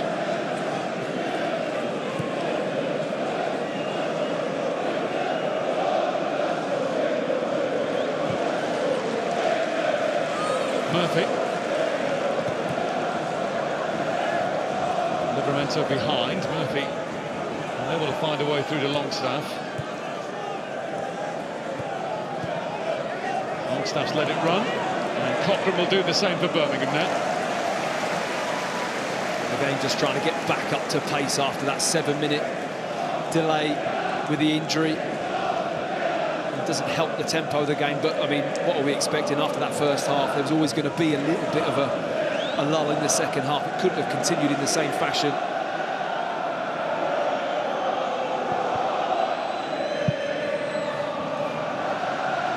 Launch forward for Stansfield to try and have a runner. Fabian Schär. Oh, he's the next player to fall really awkwardly and hit those solid advertisement boards really hard.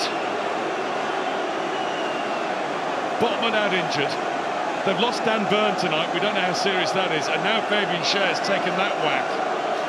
Was Stansfield culpable? Well, we saw Guimaraes do it to Iwata a little bit, broke the camera in the first half. I think Schär knows that Stansfield can win that ball. I don't think he does much wrong there. Stansfield, he clatters into the boards as well. They're pretty close to the pitch and it just drops off there. Little grab of the shirt maybe that pulls him with that momentum towards it, but that's just a natural thing. And well, it's a yellow card for the Birmingham striker. I can see it, but it's almost like a reaction. You're in that tussle at the moment, you're losing your balance, you just grab hold of a shirt, and unfortunately it pulled Schär into the boards. Well, Fabian Schär's got a bit to say about it. He realised he was pulled. Oh, he's got a bit of revenge in the mind there, maybe. Not like a centre-back to be like that, is it? I think he's just letting him know. I don't think Stansfield looks too rattled. It's on again. Thankfully for Newcastle, Fabian Schär is on again too. It's had a bit of everything, this. Next tussle between them two could be quite nice. I do wonder about those rock-solid steel hoardings by the side of the pitch sometimes. They don't move like the old ones used to.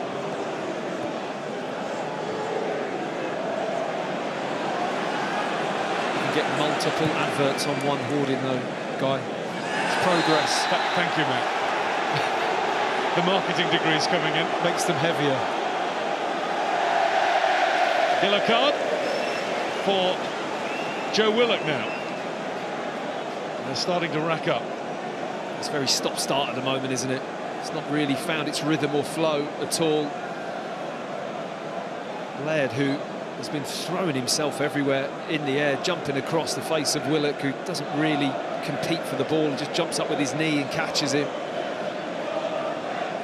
Scrappy, I was going to say we've just passed the midway point of the second half, but we haven't yet, because I'd be amazed if there's not about 10 minutes added on at the end, and that's as things stand. Jasper Carrott, great old comedian. He's here to watch his beloved Blues.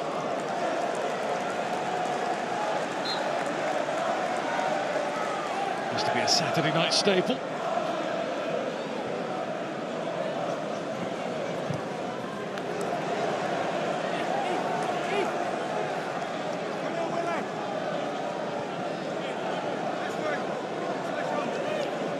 Birmingham City throw-in. As the steady, heavy drizzle continues to fall on England's second city. That's ambitious. Not quite in the Iwata category, that one, from Kieran Dowell. It went high and stayed high.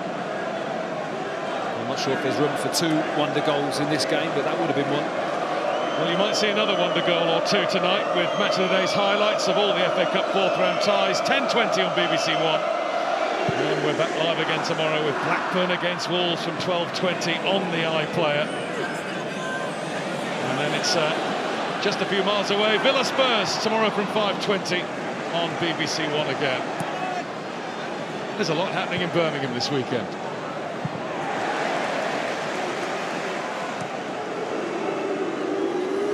Share. Lost out. And here's Williamson trying to pull it back. And Longstaff didn't have that time. The referee has waved away the claims of a penalty. The assistant referee has his flag up for offside.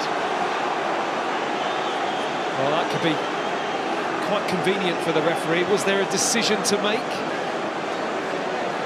It was a bit of a tangle of legs, wasn't it? It looked a bit scruffy. Cher took far too long with the ball initially, loses out here, and then Williamson crosses it back in. No one's going to get on the end of that, but I don't think he's quite aware of the position of Anderson coming in and whether or not there was enough contact. No, he runs into him more than anything else. Trying to buy that penalty there, Anderson.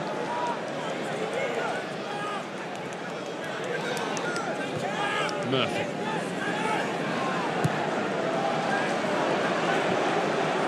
Shot.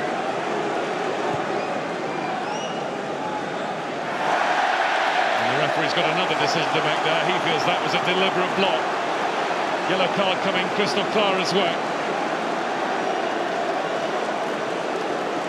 It's turning into a yellow card fest, isn't it, really? I mean, he hasn't got much place to go here, has he? If ever we wanted a replay, though, to show us exactly why that was a yellow card, this was it. I don't think you can really excuse that. That is not trying to play the ball there. I was looking at the ball, ref, honest. Yeah, he wanted to put someone else into those advertising boards, and he certainly did that. Couldn't have been Clara. Newcastle, free kick. Let's get on with that.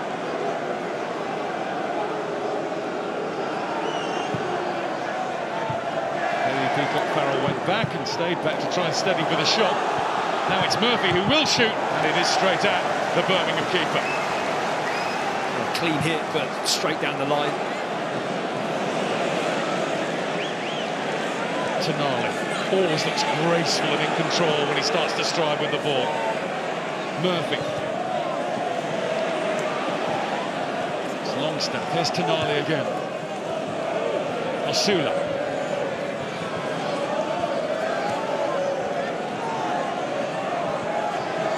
Livramento.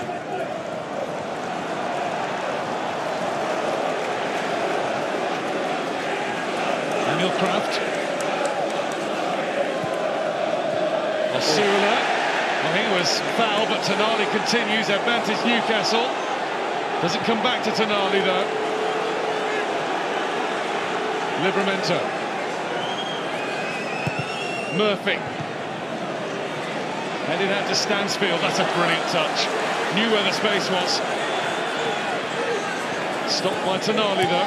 He knew where the danger was. Stansfield again. Poking it through for Dowell. 2 men over for Birmingham. And the shot is smothered by Miley and cleared by Tonali. Lovely ball in from Dowell to get his head up and actually see the 2 Birmingham players there. Davies is sparking another attack. Williamson's attempt to cross was blocked, and his attempt to bring down Joe Willock results in an injury for the Newcastle man, and play will be brought back for a free kick. Well, this has to be a yellow card, doesn't it? I'm not too sure how he caught him, whether or not it was accidental. Fabian Schär's pleading with the referee as if to say, what are you going to do about that? Certainly must have caught him, because he was clearing away Willock, wasn't he? I mean, he was in a really good position to make that bursting run down the left-hand side. Well, Williamson's apologising, but it looked to me as though he knew he'd been beaten and just tried to take drastic action. It has to be a yellow card, doesn't it? I mean, I know he doesn't go down Willock, which... But he's been hurt. Yeah, absolutely. It's a poor tackle. Here's the tackle early. I mean, what a That should have been a yellow too. It's a yellow card. I mean, it's an old school tackle from behind there, not winning the ball. Right, well, Williamson is going to get his due punishment. What about Ben Davies? He's had a long think about that, the referee, hasn't he? From the moment of making the decision of giving the card from the offence is a long time.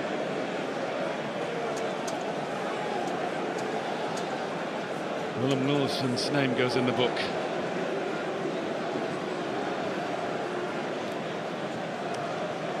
I think too much time has passed. The Ben Davies tackle has maybe just gone from the ref's mind. Yeah. He's lucky. He got away with one there. The game was just picking up a little bit of momentum again, wasn't it? A little bit of rhythm, and now we're stopped with another injury, whether it's a yellow card or a bit of a kerfuffle or an injury. It's just been a bit broken this second half. You're starting to see even more logic in Eddie Howe's team selection of 9 changes when you think that Dan Burn has gone off with an injury tonight, and you think you just can't risk all these things. No. Well, now Birmingham are going to make changes, 3 of them at once. 2 strikers are coming on, Alfie May and Lyndon Dykes. Clara's coming off, well, we know he's on a booking. And his place will be taken by Christian Bielik. That's like for like at the back. Keshi Anderson's going off. Well, he has entertained and he's played with a real fire in his belly. I've been hugely impressed with him. Very direct, physical, he's got a nice left foot on him. Had a really good evening. And it's going to be Jay Stansfield as well. So 3 players who were on yellow cards replaced. So there's method in that from Chris Davis, but I would have thought there were changes he might have made anyway. And listen to that for Jay Stansfield. What a favourite he is here. A player probably playing at least 1. And I think there's an argument to say probably 2 levels below where he should be. Yeah, I mean, that's where the transfer fee is levelled at, really. And I think him coming to the club with that ambitions to want to climb up the leagues, and that will happen, you feel, with Birmingham, given this season. Slightly surprised at taking him off. Well, now, has there been a change of mind here? It's Scott Wright who's gone off for Bielik to come on. So Clara came over and they told him, no, we're leaving you on the field.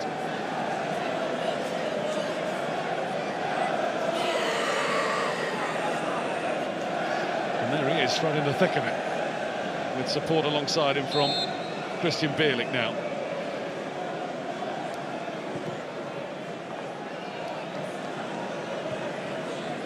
Good by Williamson. Kraft gets it out to Murphy. Return to Jacob Murphy. Livramento. Booted up and out to the sideline by Davis. Livramento. Murphy. It's come to Miley. And there's Target. It was missed, and the pullback from Livramento, the scuff shot from Longstaff.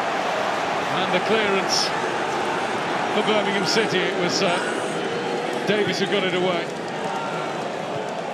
Livramento, it's not staying away for long now. Murphy. Not a great touch by Longstaff. Just the first little sign of tiredness there for Cochrane. Just cleared that ball at the line. Didn't really have much of an idea of where he was going to go, and he had Dykes available to hit, but just the tiredness, certainly in this left-back position for Birmingham. He's been under a lot of pressure. Here's Miley. There was just an incident off the ball there. Lyndon Dykes left his mark on Emil Kraft. Player's gone over to the other side. Tonali. Scher. Murphy. Gets past Cochrane. Livramento comes back to him from Ben Davis. Longstaff, Kraft, who's none the worse for wear after his brush with Dykes. Murphy. Farrell can watch that go. Well, Lyndon Dykes, Scottish international striker, has come on and he's always liked to put himself about a bit. And didn't he do that here? Well, that's his role in the team. It's pretty blatant, isn't it? Not really anywhere near the ball, doesn't make an attempt to block the ball, just wants to shoulder charge. But that's his role in the team.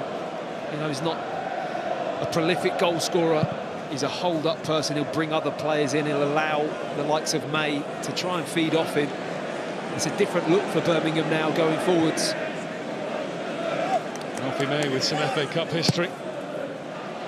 It's up towards Dykes. He couldn't sort it out. Handball shouts. They were heavily laced with optimism, those. Murphy.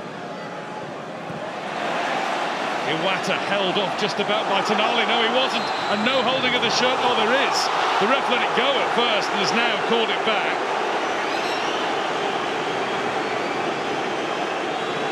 It looked like a foul on Tonali, but it looked like he hadn't given it. It felt like he hadn't given it. He was late giving it again, but it's certainly a pull on the shirt. You can see it from up here. I mean, lovely timing of the press, wasn't it? From Iwata. Put Tonali right in trouble and lucky to get away with the ball. Just kindly ricocheted back into his path and allowed him to get his body in the way. Cochrane.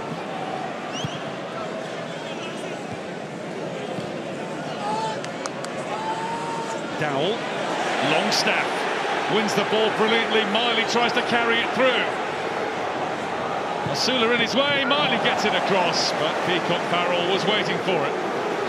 They actually recover really well here, Birmingham. I think it's Iwata again, just dwells on the ball here. He's had a really solid game, Dow, but loses it there.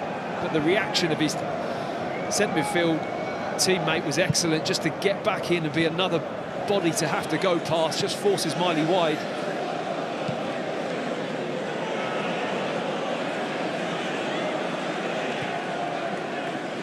A plus point for Cambridge United before they come here on Tuesday in League One. Their hosts may be a little bit tired. Yeah, we're getting to that phase, aren't we? The really small mistakes, decisions are starting to creep in. Miley shifts the ball out. Played across to Livramento. There's Longstaff, it was blocked, and now it's in! Brilliantly finished by Joe Willock. He might have finished the cup tie.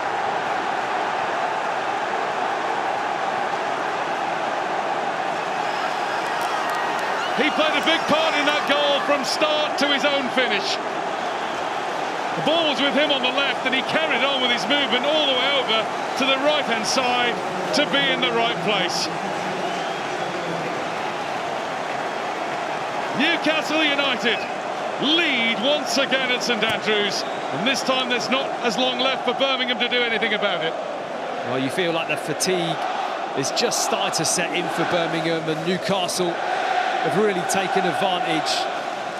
They've not let up at all. They've kept asking the question, probing, just the tackles, the clearances. They're not quite as clean, they're not quite as crisp as what they have been. And when you have the quality that Newcastle have, like Willock, with his finish, just keeps it low. He knows there's bodies between him and the goal, but it's actually a really well-controlled finish, just to keep that low. Aim it right around the goalkeeper's ankles. It might just go down the side of his feet or between his legs, and it goes right through the middle. Keeps his cool nicely.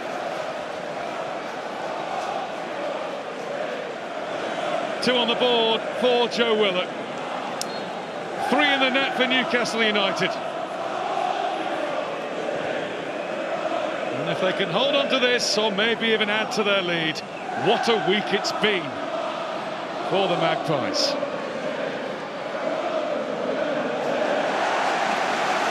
It's not over yet, though, we know that.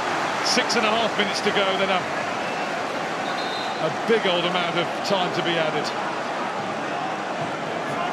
Birmingham City corner, and before they take it, they're going to put on a former Newcastle player, only briefly a Newcastle player, but Grant Hanley's coming on. He's only recently become a Birmingham player. And And he's taking over from Tomoki Iwata.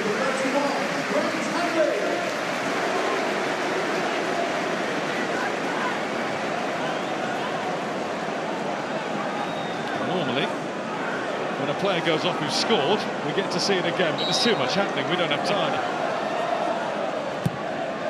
Swung in, Pope goes back, and he's kept it out superbly. What a reaction at the last from Nick Pope. Wow, it's a big right leg comes out, what a delivery. Look at the swing on the ball. I don't think he sees it till late either, Nick Pope. He comes out, he goes fishing for it initially, and it's really good footwork actually to drop back onto his line and then adjust his feet to deal with that. Another one into his box that's headed across, and it's Laird. Hit that one straight against Tonali, who's now giving chase and forcing the ball out of play for a Newcastle throw. I mean, I know that win midweek was obviously a huge moment for Newcastle, but if this stays the same, this scoreline, Eddie Howe in that dressing room will be so delighted with his players. Well, they're showing up another side to their talents. It's different, isn't it? You know, having to deal and cope with this kind of environment, how the game's gone, it's a different football match entirely. And show that they're up for the fight, really.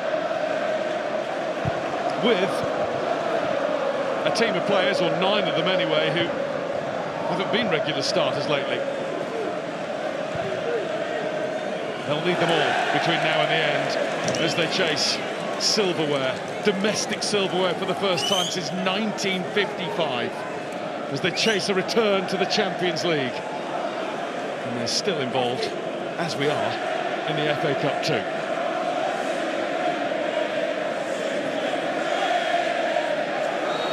Well, that chant has boomed back and forth today. You only sing when you're winning.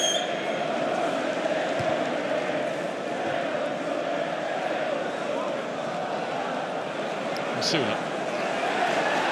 Down, chipped once more, Newcastle free kick. You can sense now that little bit of extra fatigue. The tackles are now more lunges. The amount of fouls, the amount of yellow cards, like you say, the footwork has gone a little bit, the lungy desperation almost to get hold of the ball. We're in that stage of the game, and haven't they given a lot, Birmingham City? I mean, the pace in the first half was just frantic. For them to keep up with that was pretty incredible. They've now got a massive challenge on their hands, but we've seen just a moment ago how easily things can turn. A set play, a corner, anything, and they're back in the game. Jacob Murphy with the Newcastle free kick.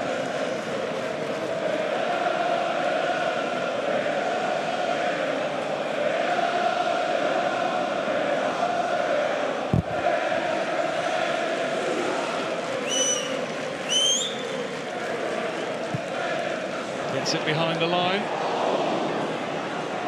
Williamson prevents the corner. Laird still full of it. Topoke asking for Dykes to chase it. In the first 5 seconds of this game, he sprinted up the field and won a header up this near side, and he hasn't changed the whole time. He's just been going for it at every opportunity. Bielik. Here's Longstaff. Longstaff was under pressure from Dowell. Target.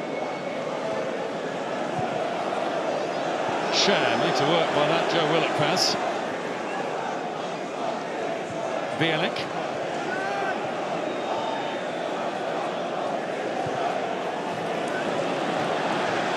Here's Livramento. Murphy, the wide player, played into the box. Tonali's effort was blocked straight away. And Birmingham get it away. It's a good block from Hanley, wasn't it? Saw Tonali arrive in and just read it really well. Kraft this time gets a free kick after his next little encounter with Lyndon Dykes. Let's take a look at this latest Newcastle attempt to make this more safe. It's good anticipation, isn't it, Hanley? He knows where the ball's going and he just gets along that line. blocked with the left foot. Now, I would normally have asked you a minute ago for your Emirates Player of the Match, Matt, but we know there'll be at least 6-7 minutes added on, so we'll give you another 3 or 4. Yeah, okay.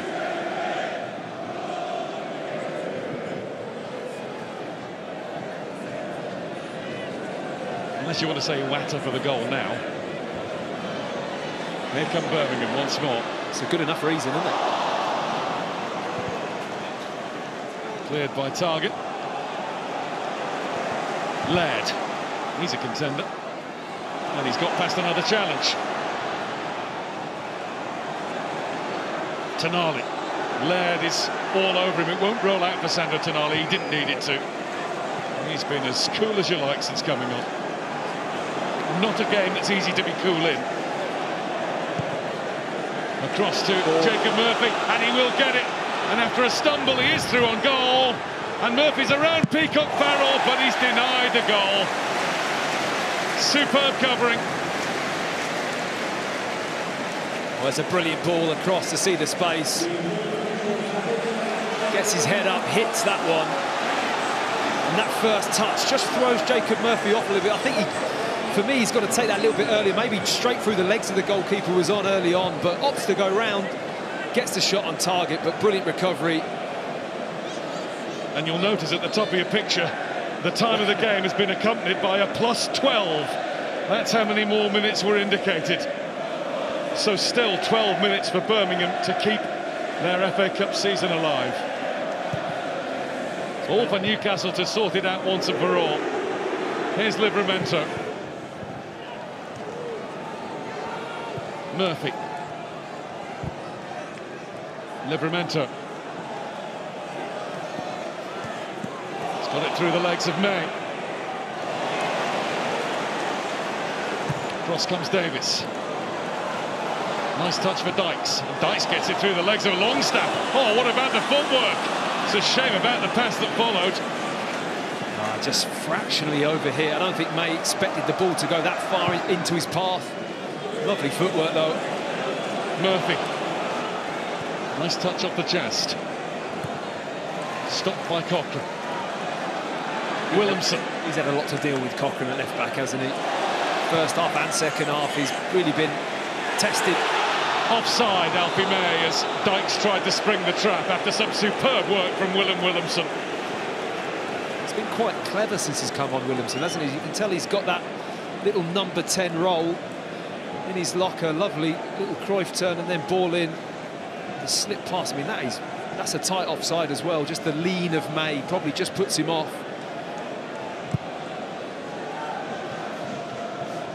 Nigel Lugg's had a good game. Spotted the lob.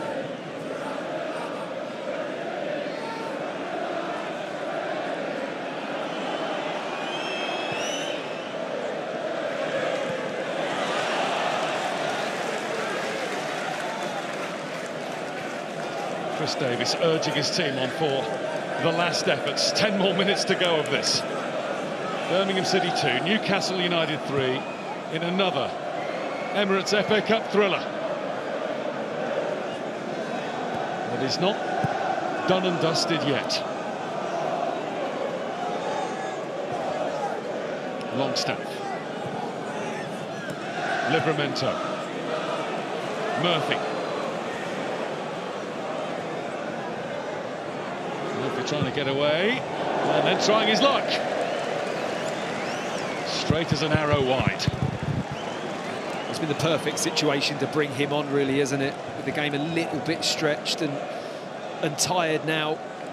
With his freshness, he's coming on and looking to create every time it comes out here. They're trying to create this space on the right-hand side, Newcastle, where it gives him a little bit of one-on-one action with Cochrane, who's now really feeling the pace, understandably. He's had a really tough challenge this evening and done pretty well. Attempts on goal are in Newcastle's favour. The second half has largely been well in Newcastle's favour. Unless things stand, they're on their way past the fourth round for only the third time in the last 19 seasons. Quarter-finals last year when they lost at Manchester City. as we know, already in the League Cup final next month. Whether they win that or not, whatever happens in the FA Cup from here on in, and in this game from here on in, there will be a trophy coming for Newcastle United soon after all that time.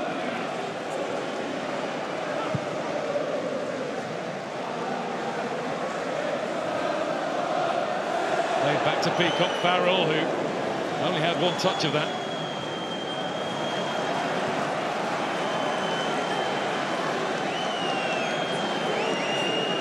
Bielik. Down. Peacock Farrell with a casual touch, a confident one. What sort of energy have Birmingham City got left?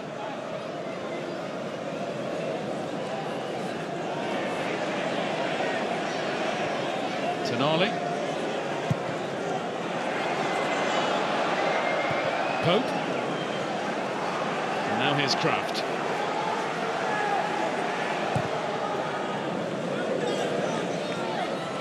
Sula, who's been kept quiet over the last 15 minutes or so. It's been different from him going central. That's why I was quite interested to see him go inside the pitch. I thought he had a lot of joy out on the right and looked like a player that could really thrive a little bit wider of that front three.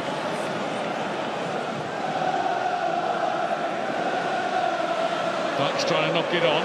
Alfie May on the ball now.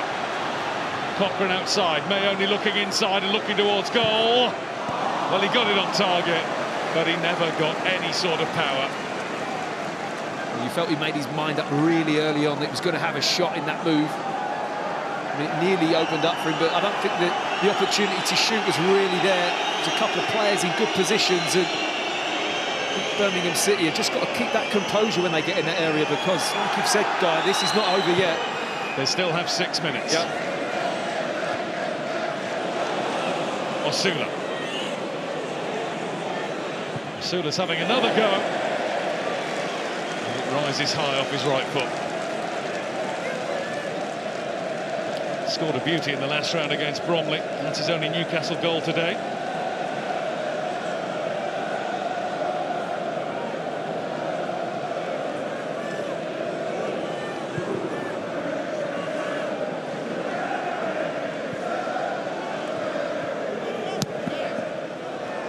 Booted high and out of play. Birmingham throw.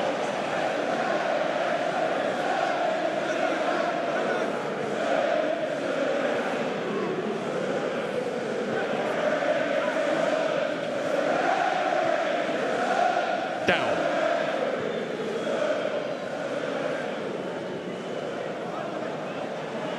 Hanley. Wants Dykes to win it. Kraft is waiting for it for Newcastle. Longstaff. Bielik. Willemson. Laird. Quickly blocked by Matt Target. Birmingham throwing. Just got to get crosses in the box now. Birmingham, any opportunity, an overlap, a deeper cross. Get Dykes in there with May and just try and cause some chaos. Davis.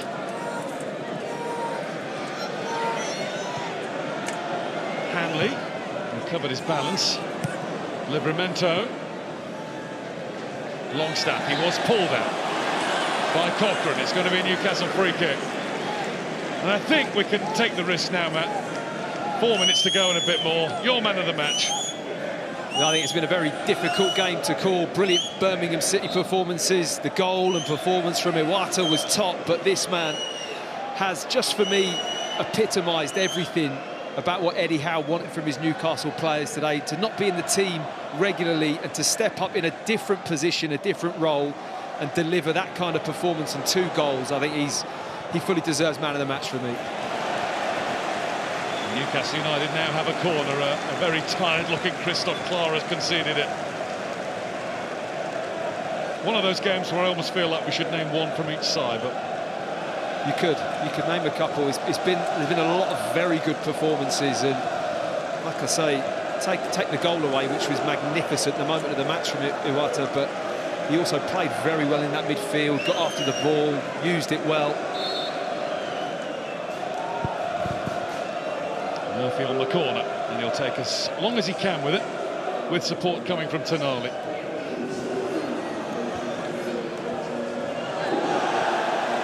Goal kick. Tonali disputes it.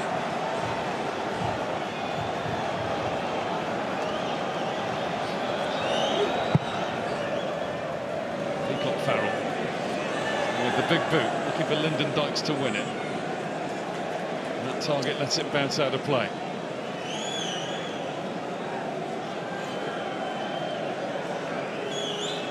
Chris Davis will be bitterly disappointed if, as looks likely, his team goes out of the FA Cup today, but he'll also be a very proud head coach. As attention will switch back to the mission for Birmingham City, to get straight back into the Championship and then only keep locking up. And there might be a Wembley final to come for them this season. As we mentioned earlier, they have got through to the semi-finals of the Virtu Trophy, the Football League Trophy as it's called. They'll face Bradford City in the last 4 of that.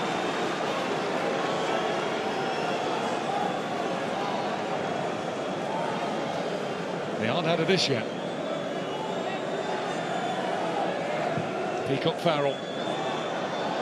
Hanley goes, but it was a slight misjudgment. He couldn't get off the floor, and the ball pretty much just bounced off his head.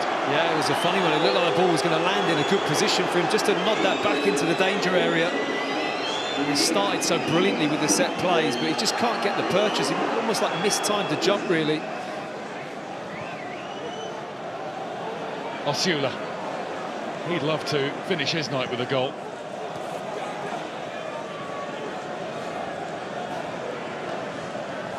Can't keep it in the corner away from a Birmingham player. He's holding on to Bielik there and then goes down. Newcastle fans ask for something, Osula asks for something. None of them get anything. Cochrane, that's a good ball.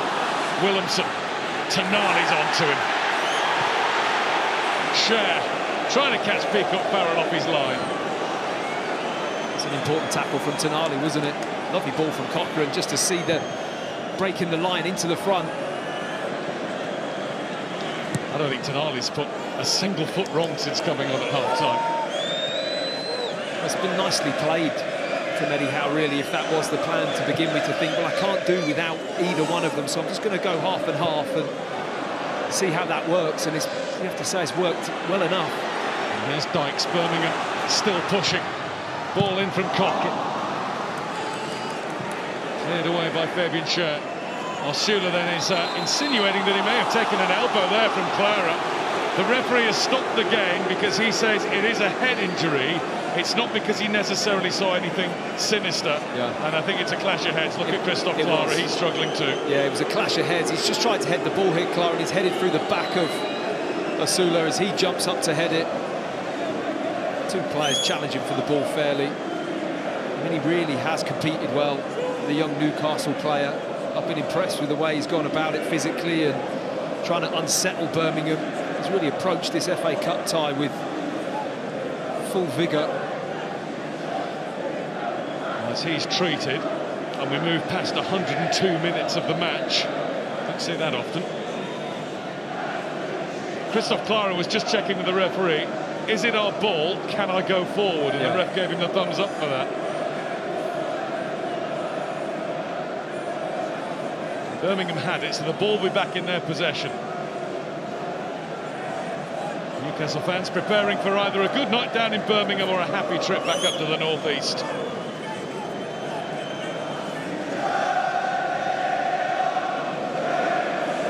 It is a night for 3 layers, unless you're a member of the Toon Army.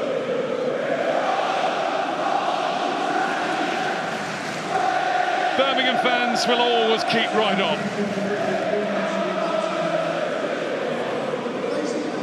It is they who are in fine voice now as William Osula's efforts are applauded by the Newcastle supporters, and they have been terrific efforts too. I think he can be really happy with his performance. Sorry, man, I've just seen who's coming on. I know. I know, some replacement at this stage of the game, isn't it? But this young man has done very well. Really like the way he's gone about his game. He's caused some problems for Birmingham and worked his socks off. So on comes Alexander Isak for the last seconds of the match. 11 goals in his last 10 games.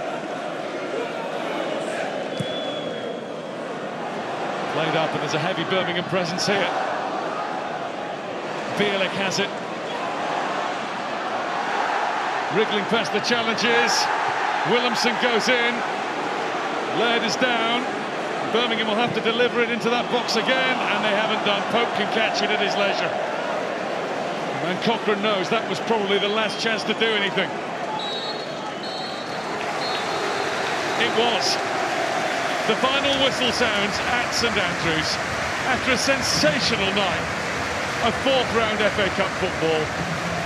Matt Upson, we've had the lot this evening. Haven't we just? I mean, we've had brilliant competitive football, played in a brilliant spirit.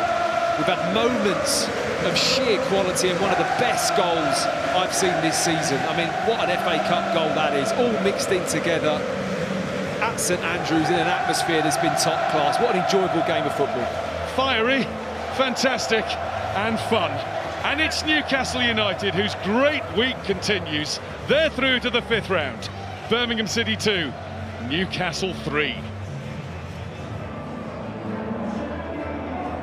Well, it was Newcastle in the end that triumphed, but it was an entertaining game of football, particularly the first half.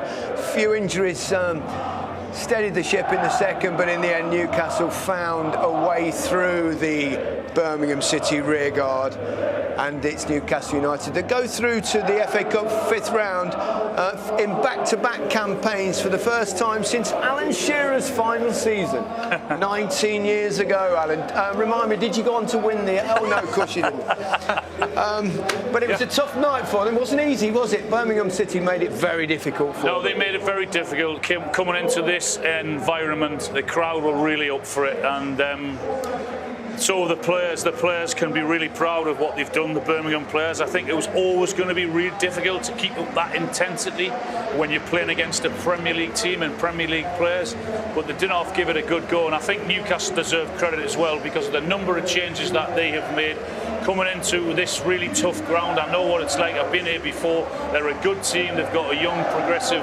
manager, and they were really, really up for it. So Newcastle stood up to what they had, and they've come away with a really good performance and a fantastic result. Fabulous atmosphere. Curtis, what can Birmingham City take away from this? I think ahead of the show, Chris Davies was talking about performance and trying to give a good performance today and see where that takes them. I think we were all impressed with their performance, particularly in the first half. Early stages of the second half, they were in the game, but then they just started to lose their legs a bit. Newcastle started to dominate the game, started to take the game. I think Tonali was a big difference. He controlled the game in the second half, and it was just too much for Birmingham on the night. Really helps when you've got a few heavyweights to put on. Yeah. I mean, it was a brilliant FA Cup tie, wasn't it? You know, both teams deserve great credit, Gary. They really do. Where first half was unbelievable, end to end, wasn't it? Goals, goal line clearances, a few dodgy decisions, no VAR. We had the lot, didn't we? And it was a brilliant game. I think the better team won, but as Al rightly says, when you make that many changes, sometimes it doesn't actually just roll in easy. Yeah. So these players that came on, Willock was brilliant, star player, 2 goals, of course. He'll have enjoyed his night at Birmingham for sure, and roll on the draw Monday night. Willoquinho.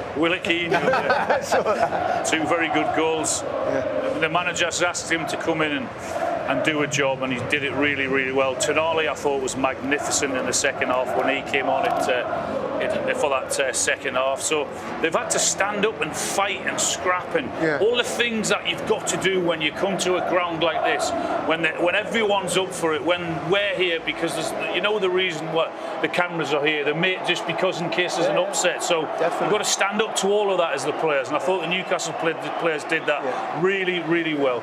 Fabulous atmosphere, wasn't it? Right throughout, really. Yeah, I think they were quite aggressive on the pitch at times. Yeah, it nearly spilled over, and we'll talk about that after with a couple of decisions. But I think from the moment we got here at 2 o'clock, and people were already queuing up to get in the ground to go to the fan park. So it was always going to be a big atmosphere here. The game didn't let us down with that either.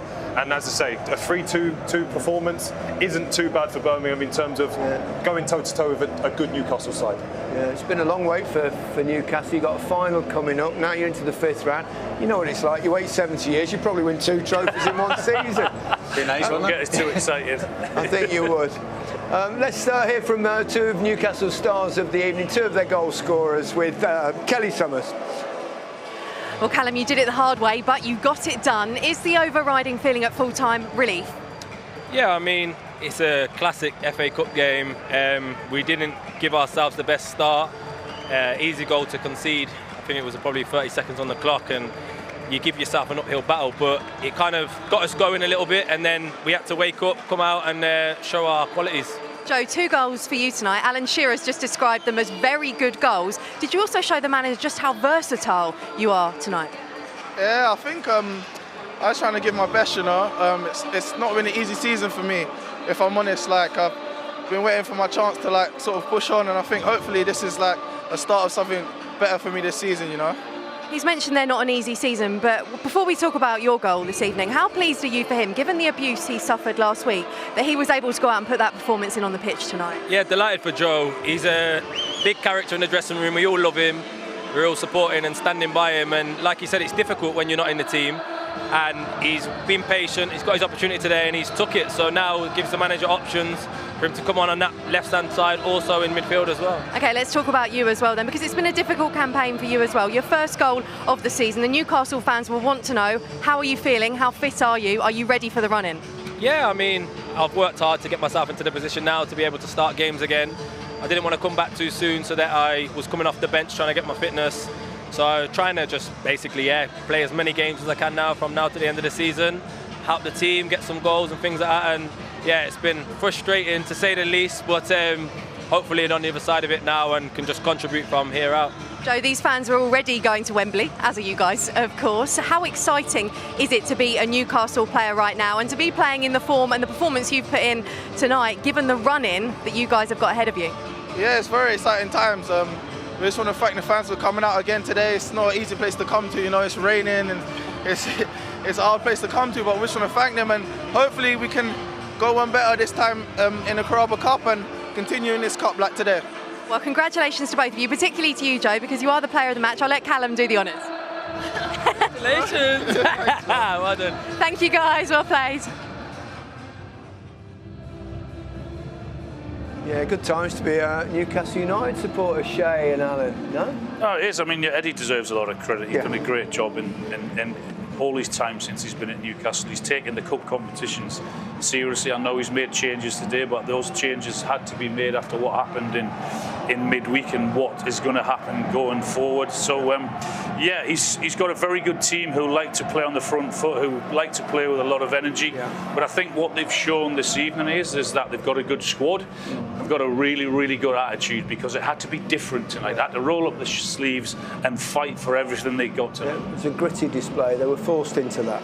Yeah, I think they were forced into it, but I think the way that they approached the game, they unfortunately they started the game poorly, but they grew into it, and with the quality that they were able to bring off the bench, the internationals, the Premier League quality, it was always going to be a tough ask for them. Let's look at the winning goal first, and then we'll go back to see the first half goals later.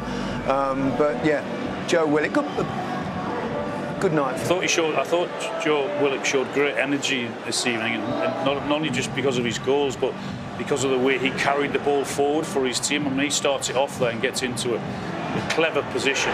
Once he's in there, it's a matter of hitting the target, and you'd be amazed how many times the ball goes through the goalkeeper's legs. So you aim there, you've got a good chance of it ever happening. But he's in there. That's the main thing. He's given himself that opportunity. But it wasn't just his goals, I don't think, that got him man of the match. I think it was the way he carried the ball, the way he relieved the pressure off his team when he was able to do that, to get 30 or 40 yards further up the pitch. Yeah.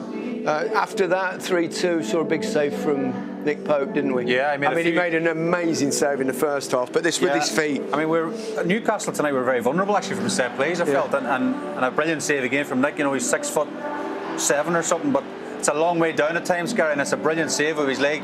It doesn't matter how you keep the ball out, you keep the ball out, and again, it's a huge moment in the game. As you said, first half he made a brilliant save off a deflection from Dan Burn as well, so he's done himself no harm as well. And what I would say, you know, talk about Callum Wilson, we've got a goal scorer come back, Isak, they've got all fighting for positions. Joe Willock was brilliant tonight, he really was. For Birmingham, they were good at set pieces, weren't they? I mean, you don't sometimes expect that perhaps from a League One side, although they're very much top of the League One. Yeah, they were very good. Dangerous. We knew what they were doing on every single one, and they seemed to tune into it. But Newcastle just couldn't get to grips with it, and I think that was the problem. I think probably Pope had to make the better saves on the night, and that will be frustrating for them in the fact that he's had to make more saves. He's made the big saves, and they've still come out. I think they were perhaps vulnerable from set pieces, Newcastle, particularly early on. There's a bit of an excuse with so many players coming into the team who've perhaps not played a lot of football, trying to find themselves up to speed of the game. So I'm just trying to make excuses, basically. Cover a few dodgy defending. Mark Leonard looked like he got a nasty injury. Let's hope it's nothing too serious. He's back playing soon. Miley's tackle. Question of a red card possibly here? I mean, I don't think so. I think it was accidental. He's not high. I think he is trying to go for the ball. He is late, and it's just really, really unfortunate that Curtis might think differently. I'll play devil's advocate, and I think if that's VAR, the position his foot's in as a straight leg with studs, I think that's potentially a red card. Potentially. I just think that what I've seen this season with some that aren't as bad as that, I feel that might have been a red card, and it was the catalyst to the way the game went after that. Yeah, it did. It got a bit tasty, didn't it? A few rugby tackles playing in as well, I think, at one point. We can see some. We've got some pictures of. I think Alan makes a good point. You've got to stand up to it at this game. It's the FA Cup. There's a lot at stake, and this Birmingham in front of their home fans, and they're going to put a shift in. They're going to put tackles in. They're going to put challenges. I think this is my favourite. I think the Six Nations is back on the rugby. We spoke about Tom Brady before the game, and this is definitely blindside Super Bowl. Great block, but it got a little bit messy. And this one actually went without a yellow because it ended up staying in play for another minute. That could have been a red on its own. It was a nasty tackle. Yeah, of course.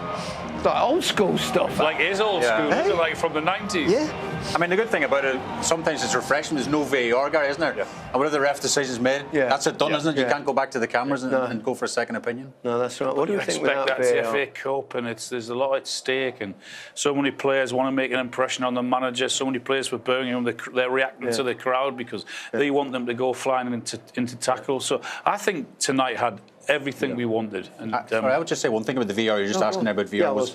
I think it's quite refreshing that there's no VR till a point. And I think because the FA Cup is such a historic competition, it's the magic of the FA Cup. I wish they had it the whole way through the whole tournament. I know it's the next round. I think it comes in. Is that it comes in the next round. Yeah. But like it's something that's sort of organic about the FA Cup. If the two decisions went against Newcastle, would it still feel the same way? Well, maybe not. Well, that's a very good point. I mean, what about you? What do you think? I mean, it seems odd that really unusual. You suddenly go, there's no goal line technology. We've had that for years. Yeah. And everyone actually trusts goal line technology, don't they? Yeah, well, I think when a computer's doing it, you've got nobody to point the finger at. I think, as we said, when we looked at the goal itself, it was it's very difficult for us to say that the linesman definitely knew what he saw, and it was more of a guess in my opinion. Well, we'll show that goal in a second. In fact, we'll show the goals from the first half now. Started with this effort for Birmingham. Really well worked from Birmingham, poor from Newcastle, that they give two players. I mean, the freedom, there's no one within 5 or 6 yards of that first header there and then that finish there. So clearly great a train for Birmingham, move, terrible from Newcastle. Though. Give them a really tough start, and big questions were always going to be asked from then onwards. Right. Here is the goal in question. Very much in question, we think. Yeah, Wilson does really well here to initially break, and then as it goes there, Willock obviously does the right thing, pokes his toe out, manages to get it back towards the goal.